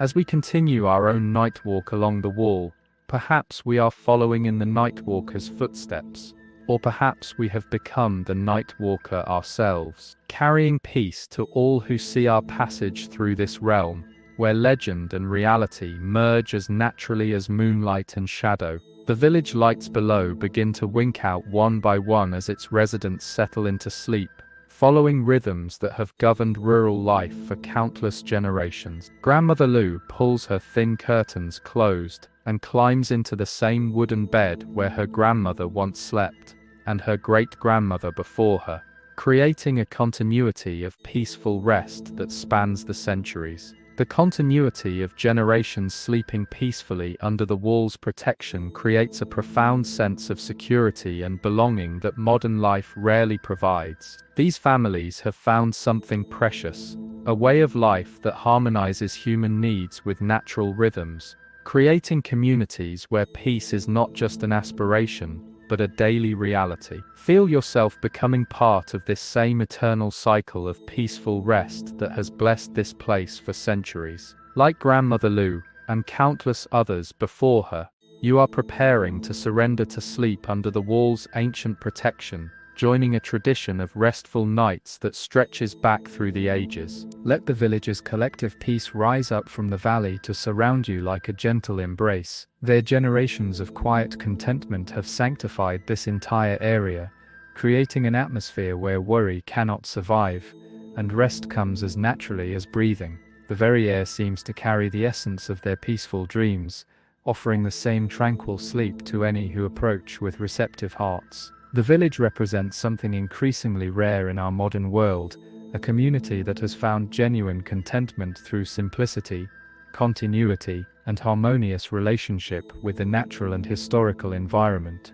Their way of life offers lessons about what truly matters for human happiness and how peace can be cultivated through patient attention to the deeper rhythms of existence. As sleep preparation continues under the moonlit wall, you carry with you the blessing of this peaceful community, their simple wisdom about the art of restful living, and their demonstration that true security comes not from accumulating possessions or achievements, but from finding your proper place in the larger patterns of life that connect all beings in webs of mutual care and understanding. Our journey along the wall now brings us to a section that local people call the Garden of Stone Flowers, where centuries of weather have carved intricate patterns into the wall's surface, creating formations that resemble blooming peonies, climbing vines, and delicate chrysanthemums frozen in stone by the patient artistry of wind and rain working across the centuries. The moonlight illuminates these natural sculptures with particular beauty, each shadow and highlight bringing the stone flowers to life in ways that seem almost magical under the silver radiance. Ancient travelers often paused here to rest and to marvel at nature's artistry, seeing in these formations signs of good fortune and divine blessing, evidence that even the hardest materials can be transformed by time and patience into expressions of beauty. Picture Master Feng, a stone carver who worked on this section during the Qing dynasty, a man whose artistic vision saw possibilities for beauty in every surface the wall presented. Unlike the original builders who focused primarily on strength and function, Master Feng was commissioned to add decorative elements that would make the wall more beautiful as well as more functional, creating a harmony between practical necessity and aesthetic delight. Master Feng spent months studying the natural stone flowers that weather had already begun to create along this section, learning to read the stone's natural grain and understanding how wind and water had already begun the work of artistic transformation. His role was not to impose his own vision upon the stone, but to collaborate with natural forces, enhancing and completing the artistic process that nature had begun. Where wind and rain had started to carve a flower-like pattern, Master Feng would carefully deepen and refine the lines with tools so precise and gentle that his additions became indistinguishable from nature's own work. Where natural forces had created the suggestion of a vine, he would add delicate leaves and tendrils that seemed to grow from the stone itself. His art merged so seamlessly with nature's work that visitors today cannot tell where natural weathering ends and human artistry begins, creating a unity between human creativity and natural processes that represents one of the highest achievements in the integration of art and environment. As we walk through this garden of stone and moonlight, let your mind become as quiet and receptive as Master Feng's must have been when he studied these natural patterns with the patience of one who understood that true art cannot be rushed but must be allowed to emerge in its own time according to its own inner logic.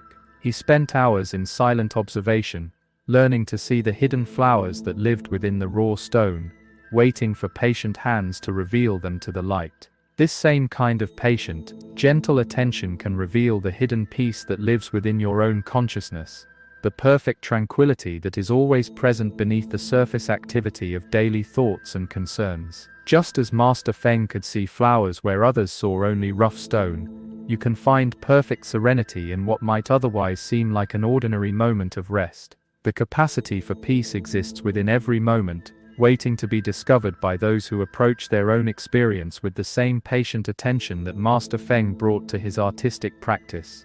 The stone flowers around us seem to nod gently in the night breeze, their carved petals catching and releasing moonlight like captured dreams made visible. Some appear to be chrysanthemums, symbols of longevity and rejuvenation in Chinese culture.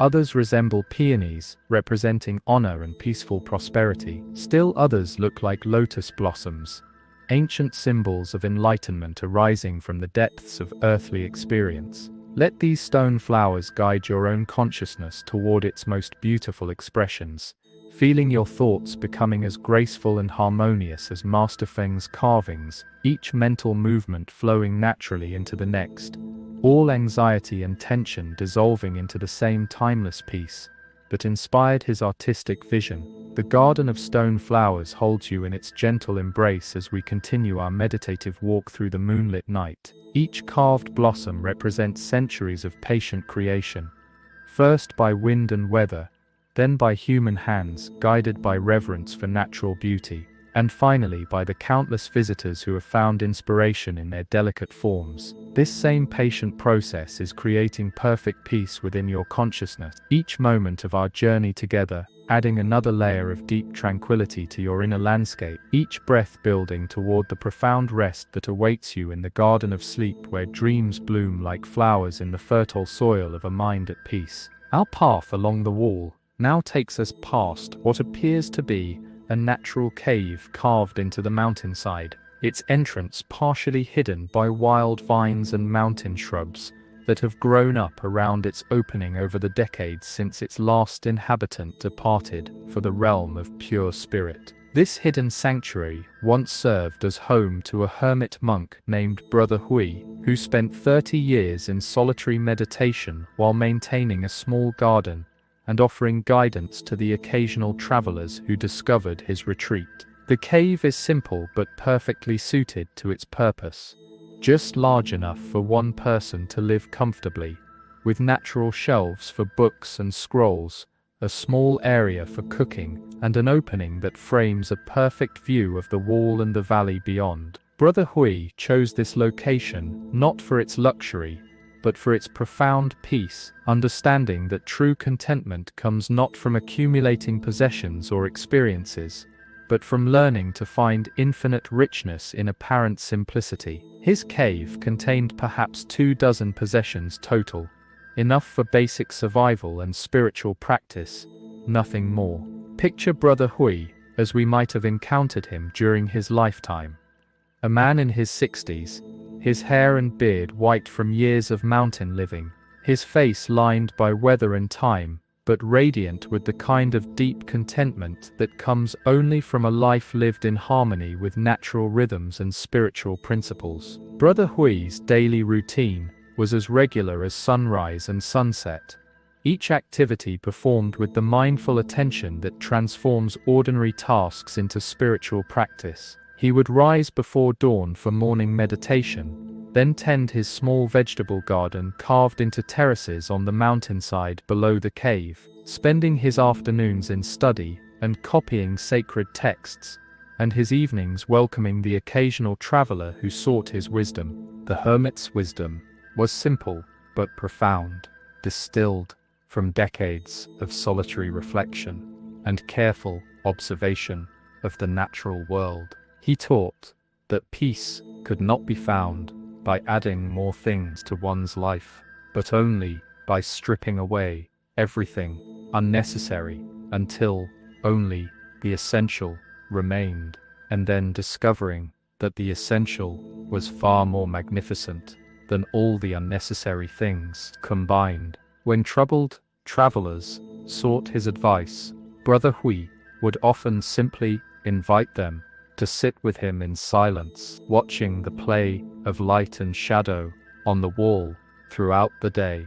As the sun moved across the sky, many found that their problems resolved themselves without discussion, dissolved by the profound quiet of the hermit's presence and the ancient peace of the mountain setting. The cave's interior was arranged with the same careful attention to simplicity that governed Brother Hui's entire approach to life. A sleeping area with a simple mat and blanket, a meditation corner with a small altar, a few shelves for books and basic utensils, and nothing more. Yet visitors often reported feeling that they had never been in a more beautiful or welcoming space. Brother Hui believed that the Great Wall was not just a physical barrier, but a spiritual pathway, a place where the ordinary world fell away and the deeper truths of existence became visible to those who approached with proper preparation and sincere seeking. He spent countless hours walking the section of wall visible from his cave, always at the same slow, meditative pace we're maintaining tonight. His walking meditation was not exercise but prayer, each step a conscious act of gratitude for the privilege of existing in such a magnificent universe, each breath an offering to the mystery that had brought him to this perfect place of solitude and peace. The wall became his monastery, its stones, his prayer beads, its endless length, a metaphor for the infinite nature of the spiritual journey. As we pass his former dwelling, feel Brother Hui's accumulated peace flowing out from the cave to bless our journey like incense rising from an invisible altar. His 30 years of meditation in this spot have left an indelible imprint of tranquility on the very stones and air, a blessing that remains accessible to anyone who passes by with a receptive heart and genuine seeking. Let the hermit's example inspire your own movement towards simplicity and rest. Just as he found everything he needed in his modest cave and daily routine, you can find perfect peace in this simple moment of walking and breathing and being present to the timeless beauty surrounding us. The cave recedes behind us as we continue our gentle journey, but Brother Hui's blessing travels with us, a gift of profound stillness that will deepen with every step we take together along this ancient path toward perfect rest. His demonstration that contentment comes not from having much, but from needing little offers, a key to the kind of peace that no external circumstance can disturb. In journey along the wall, now brings us to a vista point overlooking what locals call Mirror Lake, a small mountain lake so perfectly still that it reflects the stars with flawless clarity, creating the illusion that we are looking down into a piece of night sky that has somehow settled into the mountain valley like a fragment of heaven resting on earth. The wall curves gracefully around the lake's edge, and ancient builders constructed a small pavilion here where travelers could rest and enjoy the extraordinary beauty of this natural mirror that shows each star its own perfect reflection. The lake has remained unchanged for centuries, fed by underground springs that maintain its level regardless of season or weather, creating a constant that has comforted countless travelers with its eternal stability. Its surface is so still that it seems less like water than like polished obsidian or a window into some deeper realm of existence, where earthly and celestial realities merge into one unified vision of beauty and peace. The silence around the lake is so profound that even the gentlest whisper seems to carry extraordinary significance. Master Zhou, the pavilion's architect, designed the structure to frame the lake's beauty perfectly without interfering with its natural magnificence. The curved roof echoes the shape of the surrounding mountains, while delicate pillars support the viewing platform without blocking any of the spectacular scenery. Master Zhou understood that the best architecture draws attention not to itself, but to the natural wonders it helps people appreciate more fully. Picture the pavilion Tvisesexjol, simple wooden construction with a gracefully curved tile roof.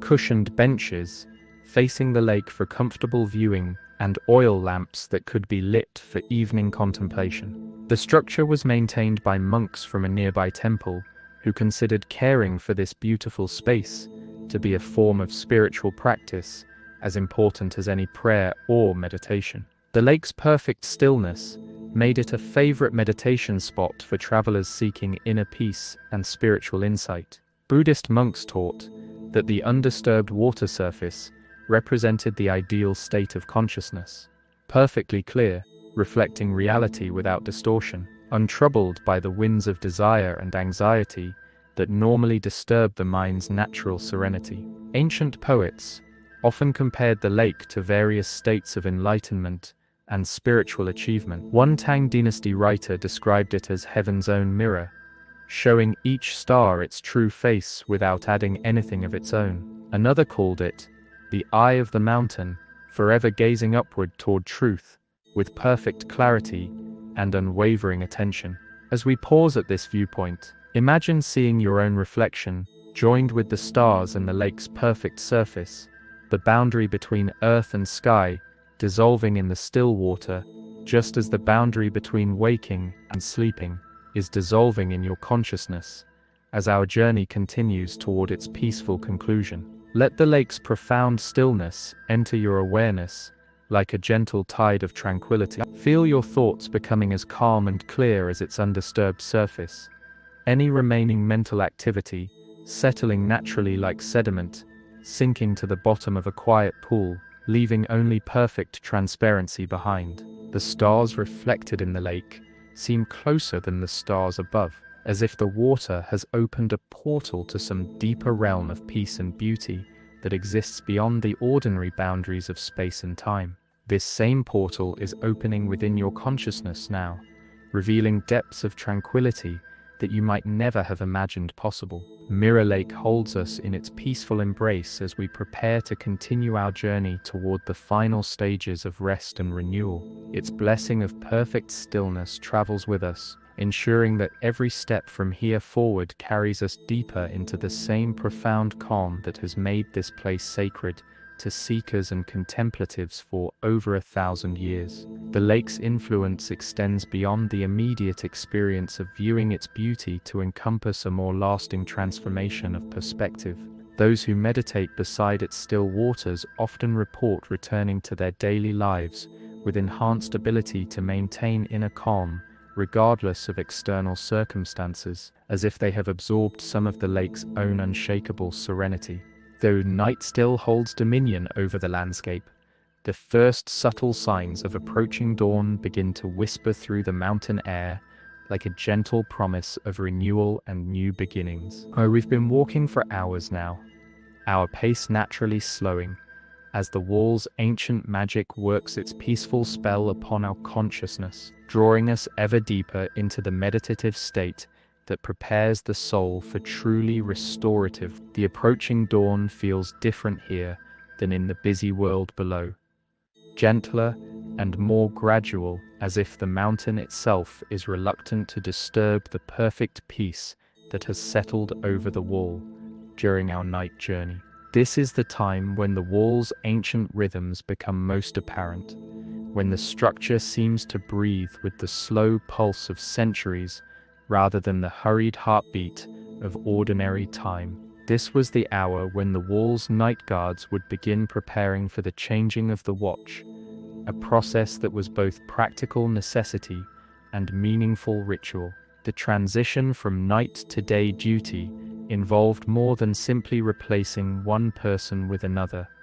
It required careful communication about everything that had happened during the previous shift, thorough inspection of equipment and supplies, and coordination with adjacent towers to ensure continuous coverage of the wall's defensive responsibilities. Captain Lee might have been making his pre-dawn rounds during this transitional hour, moving quietly along the wall to avoid disturbing the few travelers who had chosen to sleep in the shelter of the watchtowers. Captain Lee understood that his responsibility extended beyond military defense to include protecting the peace and sanctity of this ancient place, ensuring that all who sought rest here could find it undisturbed. Picture Captain Lee pausing at each sleeping traveler, not to wake them, but to ensure their continued rest remained peaceful and secure. He might adjust a cloak that had slipped from someone's shoulders during the night, or move a lamp whose light was falling across a sleeper's face, performing these small acts of kindness as naturally as breathing. These gentle ministrations were part of his nightly ritual, expressions of the understanding that true strength protects not just against obvious enemies, but also against anything that might disturb the peace of innocent people, seeking nothing more than safe passage and restful sleep. Captain Lee knew that the highest form of military success was creating conditions where conflict became unnecessary. The pre-dawn hours were also when the wall's guardian spirits were most active, according to ancient Chinese belief. This transitional time, neither fully night nor day, was when the veil between worlds grew thinnest, allowing spiritual forces to move more freely and offer their blessings and protection to those pure of heart and peaceful of intention. As we continue our slow walk through this liminal time, feel the presence of these benevolent spirits gathering around us with even greater intensity than before. They recognize in our gentle passage the same reverent attitude that has blessed the most spiritually sensitive visitors to the wall throughout the centuries, and they respond by opening their hearts fully to share their accumulated wisdom and peace. The approaching dawn brings with it a sense of completion to our night's journey, a feeling that we have accomplished something significant, not through effort or struggle, but through patient presence and willingness to receive the gifts that this ancient place offers to sincere seekers. We have walked through darkness and moonlight, through ancient history and timeless legend, through the accumulated peace of centuries. Now, as the first pale light begins to gather in the eastern sky like a gentle promise of renewal, we prepare for the final phase of our pilgrimage, the transition from walking meditation to perfect rest, from active contemplation to the deep sleep that restores and renews both body and spirit, according to rhythms older than civilization itself.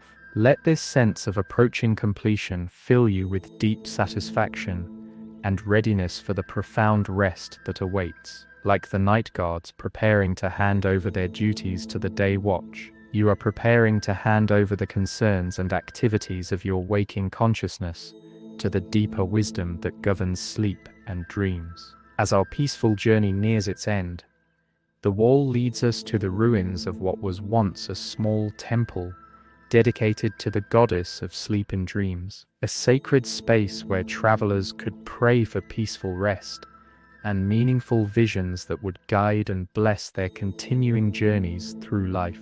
Though only foundation stones remain visible in the pre-dawn light, the area still radiates an almost palpable sense of tranquility and spiritual blessing that has accumulated over centuries of pilgrimage and prayer. The very ground seems hallowed by the countless sincere requests for peace and rest that have been offered here by travelers from every walk of life and every corner of the ancient world. The temple was built during the Song dynasty by a wealthy merchant whose life had been saved when he found refuge on the wall during a terrible blizzard that would otherwise have claimed his life. In gratitude for this deliverance, he commissioned this small shrine where travelers could pray for the same protection and peaceful rest that had preserved him during his hour of greatest need. Temple served pilgrims and merchants for over 300 years before gradually falling into the gentle ruin that characterizes so many ancient sacred sites, not destroyed by violence or neglect, but simply allowed to return to the earth as their human caretakers passed away and the communities that supported them evolved in new directions. The temple's priestess, Sister Mei Ling, devoted her entire life to helping visitors find the deep rest that their souls craved, understanding that true sleep was more than just physical recovery, but a spiritual practice that connected human consciousness to the deeper rhythms of the universe and the accumulated wisdom of countless generations who had walked this path before. Sister Mei Ling's ritual for blessing travelers was simple but profound, refined through decades of practice and countless encounters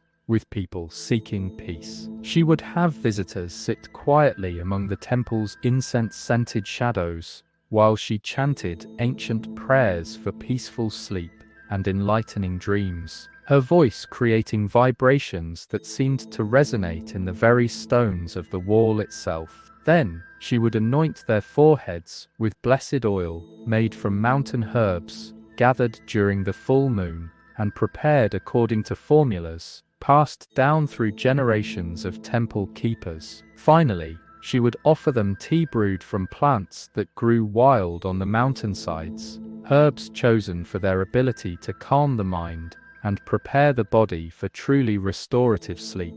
Though the temple is now only ruins, its spiritual energy remains as strong as ever, perhaps even stronger, for having been distilled by time into its purest essence. The countless prayers offered here have sanctified the very ground, creating a space where sleep comes naturally and dreams carry special meaning and guidance for those who receive them with proper reverence. As we pause among these ancient ruins, feel Sister Mei Ling's blessing settling upon your consciousness like a gentle hand upon your forehead, her accumulated wisdom and compassion still flowing through this place, like an invisible spring of peace that never runs dry. Her spiritual presence continues to serve travelers who approach with the same sincere desire for rest and renewal that motivated the temple's original pilgrims. Picture the small altar that once stood at the temple's heart, a simple stone platform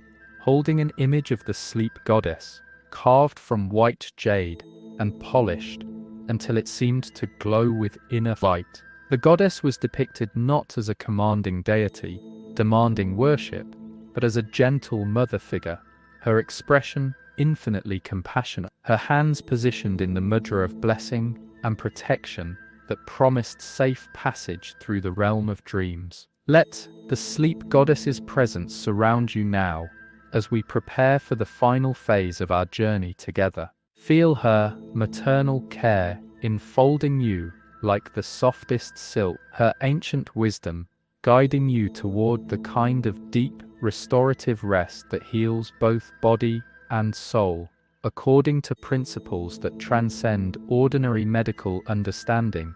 Under her protection, no disturbing dream can penetrate your peace. No anxiety can follow you into the realm of sleep. No concern can disturb the perfect rest that she grants to all who approach her shrine with sincere hearts and peaceful intentions. Her blessing transforms ordinary sleep into a sacred journey that renews and restores every aspect of your being. A path now leads us through what ancient maps called the Garden of Sleeping Dragons, a section where the wall winds through natural rock formations that resemble great serpents at rest. Their stone bodies curved and flowing as if frozen in the midst of peaceful slumber that has lasted for geological ages. Chinese geomancers believed this area had special properties, that the dragon-shaped stones channeled the Earth's energy in ways particularly conducive to deep, healing sleep that could restore not just physical vitality, but also spiritual harmony and emotional balance. The rock formations are indeed remarkable, worn by millennia of wind and weather into smooth curves that mirror the undulating form of the wall itself. In the growing pre-dawn light, they seem to breathe with slow, peaceful rhythm, like massive creatures enjoying perfect slumber after countless centuries of watchful guardianship over this sacred landscape. Their presence creates an atmosphere of profound safety and protection, as if we are walking through the dreams of benevolent giants who have devoted their existence to ensuring peace for all who pass through their realm. Master Liu, a feng shui expert during the Ming Dynasty, spent months studying this area before declaring it one of the most harmonious spots along the entire length of the Great Wall. He identified specific locations where the flow of earth energy was particularly strong, places where visitors could absorb the dragon's peaceful energy through simple meditation or rest that required no special knowledge or technique. Master Lu taught that the sleeping dragons were not merely metaphorical, but represented actual spiritual forces that protected the wall and blessed all who approached them with proper reverence and sincere seeking for peace. He established small meditation circles among the rock formations, simple rings of arranged stones, where travelers could sit and harmonize their personal energy with the greater forces of the mountain. As we walk through this mystical landscape, imagine feeling the presence of these great sleeping guardians, surrounding us with their ancient protection. Their dreams are said to encompass centuries, their breathing to move with the rhythm of seasons rather than moments, their consciousness to exist on a scale so vast that human concerns appear as brief flickerings in an eternal flame of being. To walk among them is to enter a realm where time moves differently, where the urgent concerns of daily life fade into insignificance before the deeper rhythms of existence that govern all life on scales far grander than individual human experience. Feel your own consciousness beginning to synchronize with their timeless pulse, your heartbeat slowing to match their eternal rhythm. Let your own breathing harmonize with the ancient rhythm of the sleeping dragons, feeling the boundary between your awareness and theirs beginning to dissolve in the way that often happens in the deepest states of meditation and contemplative rest. The dragon's peace becomes your peace, their timeless stability, your own foundation of calm. The dragon's dreams are filled with visions of perfect harmony, mountains and valleys existing in eternal balance, seasons flowing one into another without conflict or struggle, human civilization existing in peaceful cooperation with the natural world rather than in opposition to it. As you walk among their sleeping forms, these same visions of harmony begin to fill your own consciousness. Feel yourself becoming as peaceful and settled as the dragons themselves, your thoughts slowing to match their dreaming pace, your body relaxing into the same state of perfect rest that allows them to maintain their eternal vigil while remaining completely at peace. The sleep they offer is not escape from responsibility, but preparation for a life lived in harmony with deeper truths about existence. The Garden of Sleeping Dragons embraces you completely now, drawing you into its timeless rhythm of perfect rest that transcends the ordinary boundaries between sleeping and waking, between individual consciousness and universal awareness. Their accumulated peace flows through the ancient stones of the wall, rising up to fill every cell of your being with the same profound tranquility that has blessed this sacred place since the mountains themselves were young. Our journey together reaches its sacred culmination as the wall leads us up, a final gentle slope toward the summit of eternal rest, the highest point of our pilgrimage and the most revered destination for all who seek the deepest possible peace and the most restorative sleep that human consciousness can experience. The ascent is so gradual as to be almost imperceptible, each step taking us higher above the world of ordinary concerns, while simultaneously drawing us deeper into the realm of timeless tranquility that exists beyond the reach of anxiety, beyond the touch of restless thought, in the pure space of being that is our truest home. At the summit, ancient builders created a circular platform that widens the wall to accommodate pilgrims who wish to complete their journey by sleeping directly under the open sky, surrounded by the infinite expanse of stars, and blessed by the accumulated peace of countless seekers who had reached this same sacred destination throughout the centuries. The platform faces east toward the place where dawn will soon break over the mountains, though we arrive in the perfect stillness that exists in the moments before sunrise, when the entire world seems to pause in reverent preparation for the daily miracle of light returning to dispel the darkness and renew all life with its golden blessing. This elevated sanctuary was consecrated by the abbot Jing'an over 400 years ago, after he spent an entire night in meditation on the platform and experienced visions of such profound beauty and peace that he declared it a place where heaven and earth met in perfect harmony, where the boundary between human and divine consciousness became transparent. He established it as the ultimate pilgrimage destination for those seeking not just physical rest, but spiritual renewal, emotional healing, and the kind of deep peace that transforms not just sleep, but all of life that follows from such profound rest. The abbot taught that one night of perfect sleep on this platform could provide peace and clarity that would last for years. As we step onto the circular platform, feel the accumulated blessings of centuries of pilgrimage surrounding us,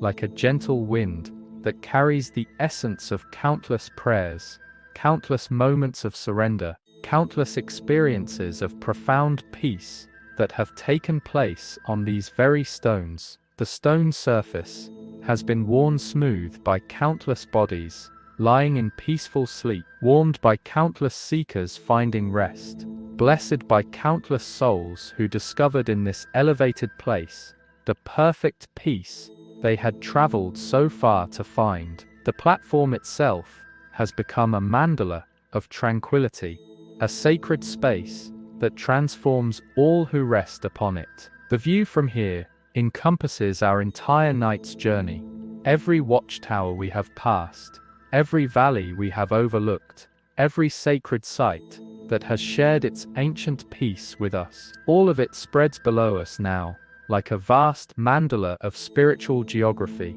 a map not just of physical terrain, but of the landscape of consciousness through which we have traveled together.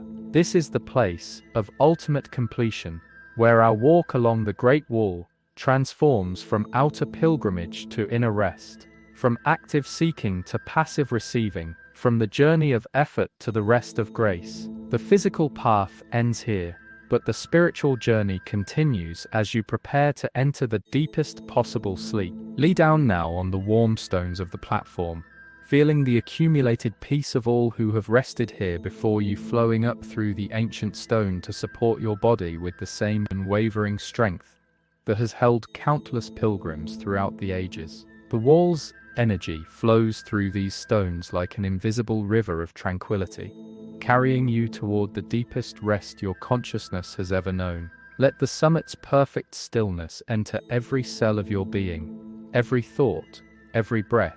You have completed the sacred journey, walked the ancient path, received the blessings of the wall's guardian spirits, and absorbed the accumulated wisdom of centuries. Now it is time to surrender completely to the perfect rest that awaits you in the deepest chambers of sleep.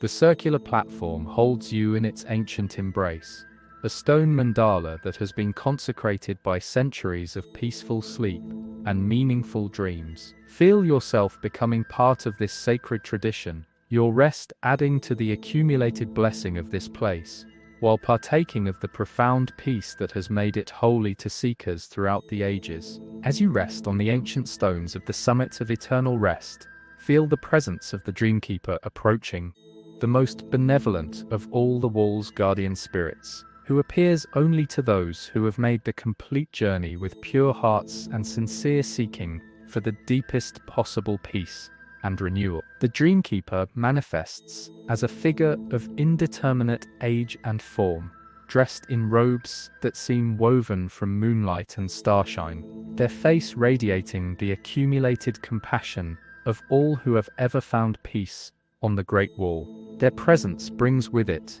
the essence of every peaceful night that has ever blessed this ancient structure, every restful sleep that has ever renewed a weary traveler.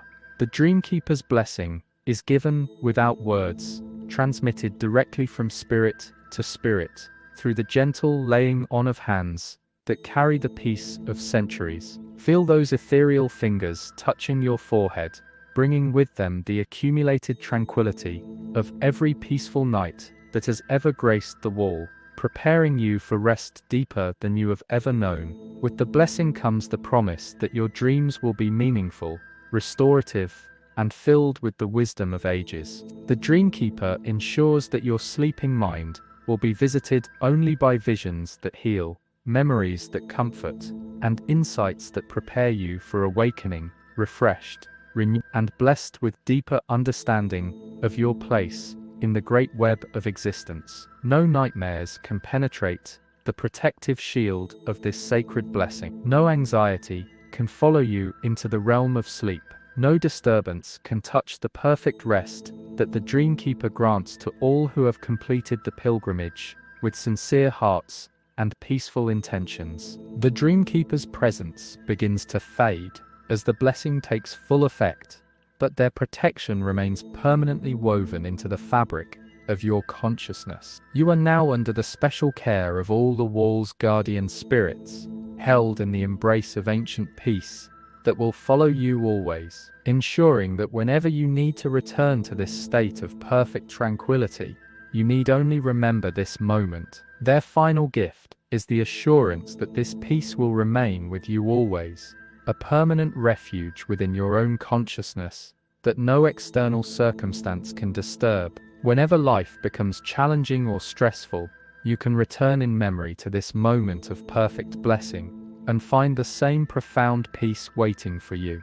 Let the Dreamkeeper's blessing settle into the deepest layers of your being, there to remain as a source of comfort and renewal for all your days and nights to come. You carry within you now a piece of the Great Wall's eternal peace, a treasure beyond all earthly wealth that will enrich every moment of your remaining life. Sleep now, blessed pilgrim. Sleep with the peace of ages, the protection of guardian spirits, and the promise of dreams that heal and renew.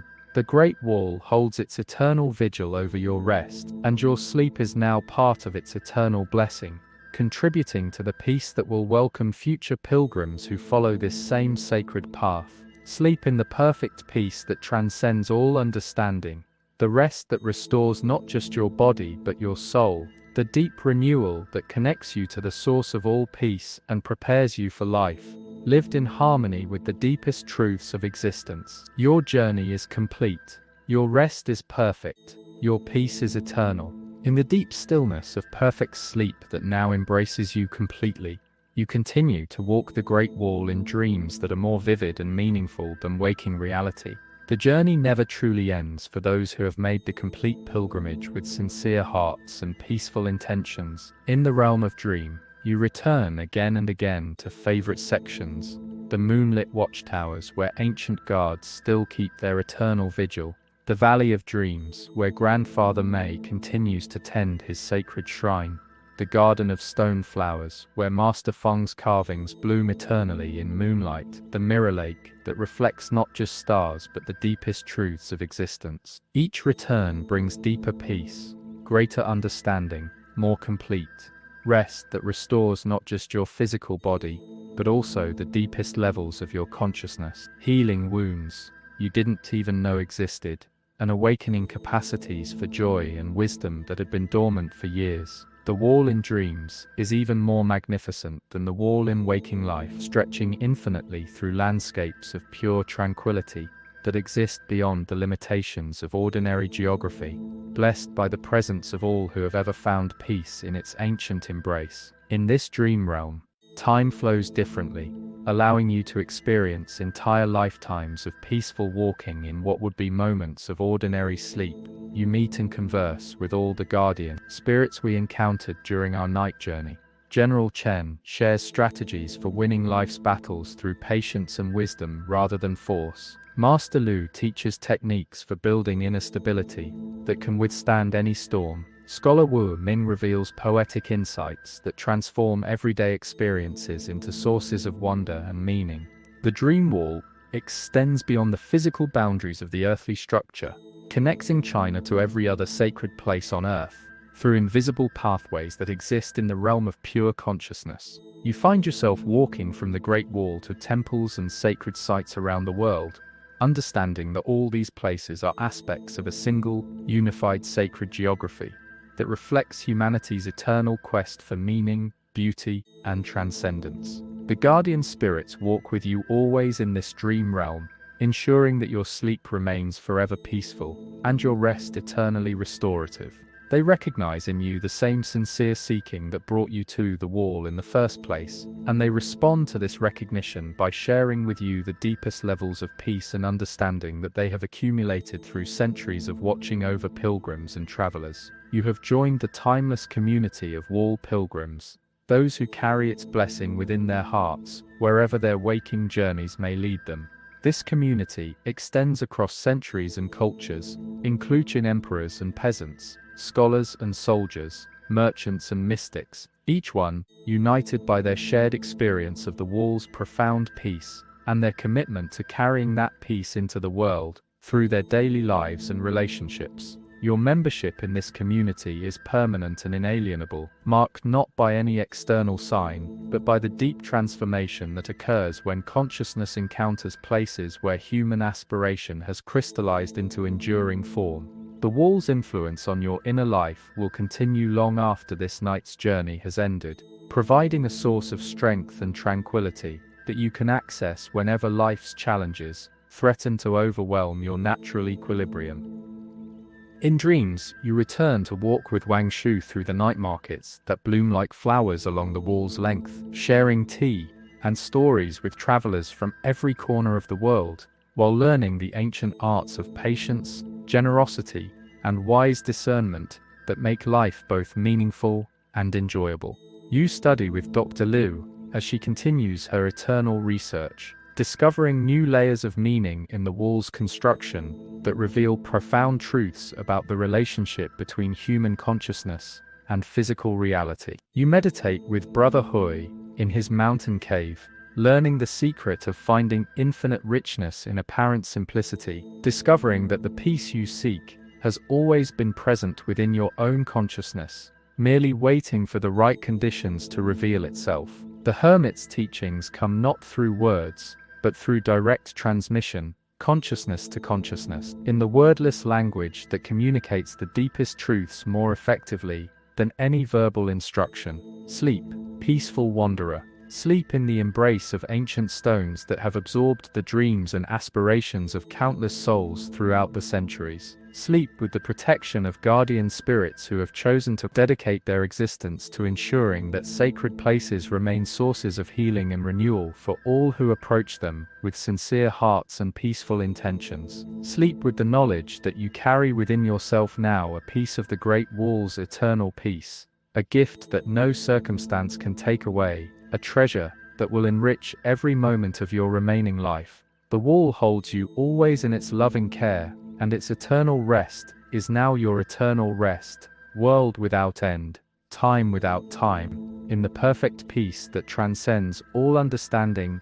and heals all wounds. The Great Wall has become part of your inner landscape now, a permanent feature of your consciousness that you can visit whenever you need to remember who you truly are, beneath the temporary roles and concerns that occupy your waking attention. This inner wall provides the same protection and perspective as the physical structure, serving as a boundary between essential peace and the chaos of unimportant concerns, an elevated pathway that allows you to travel through life with dignity, purpose, and unshakable serenity. In the deepest silence of perfect rest, you are home, you are held, you are blessed, you are at peace. The ancient stones sing their lullaby of centuries, the guardian spirits keep their loving watch, and your soul rests in the eternal embrace of the Great Wall's infinite peace. Sleep now, and dream of walking forever in the garden of stone and starlight, where every step brings deeper peace, and every breath carries the blessing of ages. Your journey along the Great Wall is complete, but your journey in perfect peace has just begun.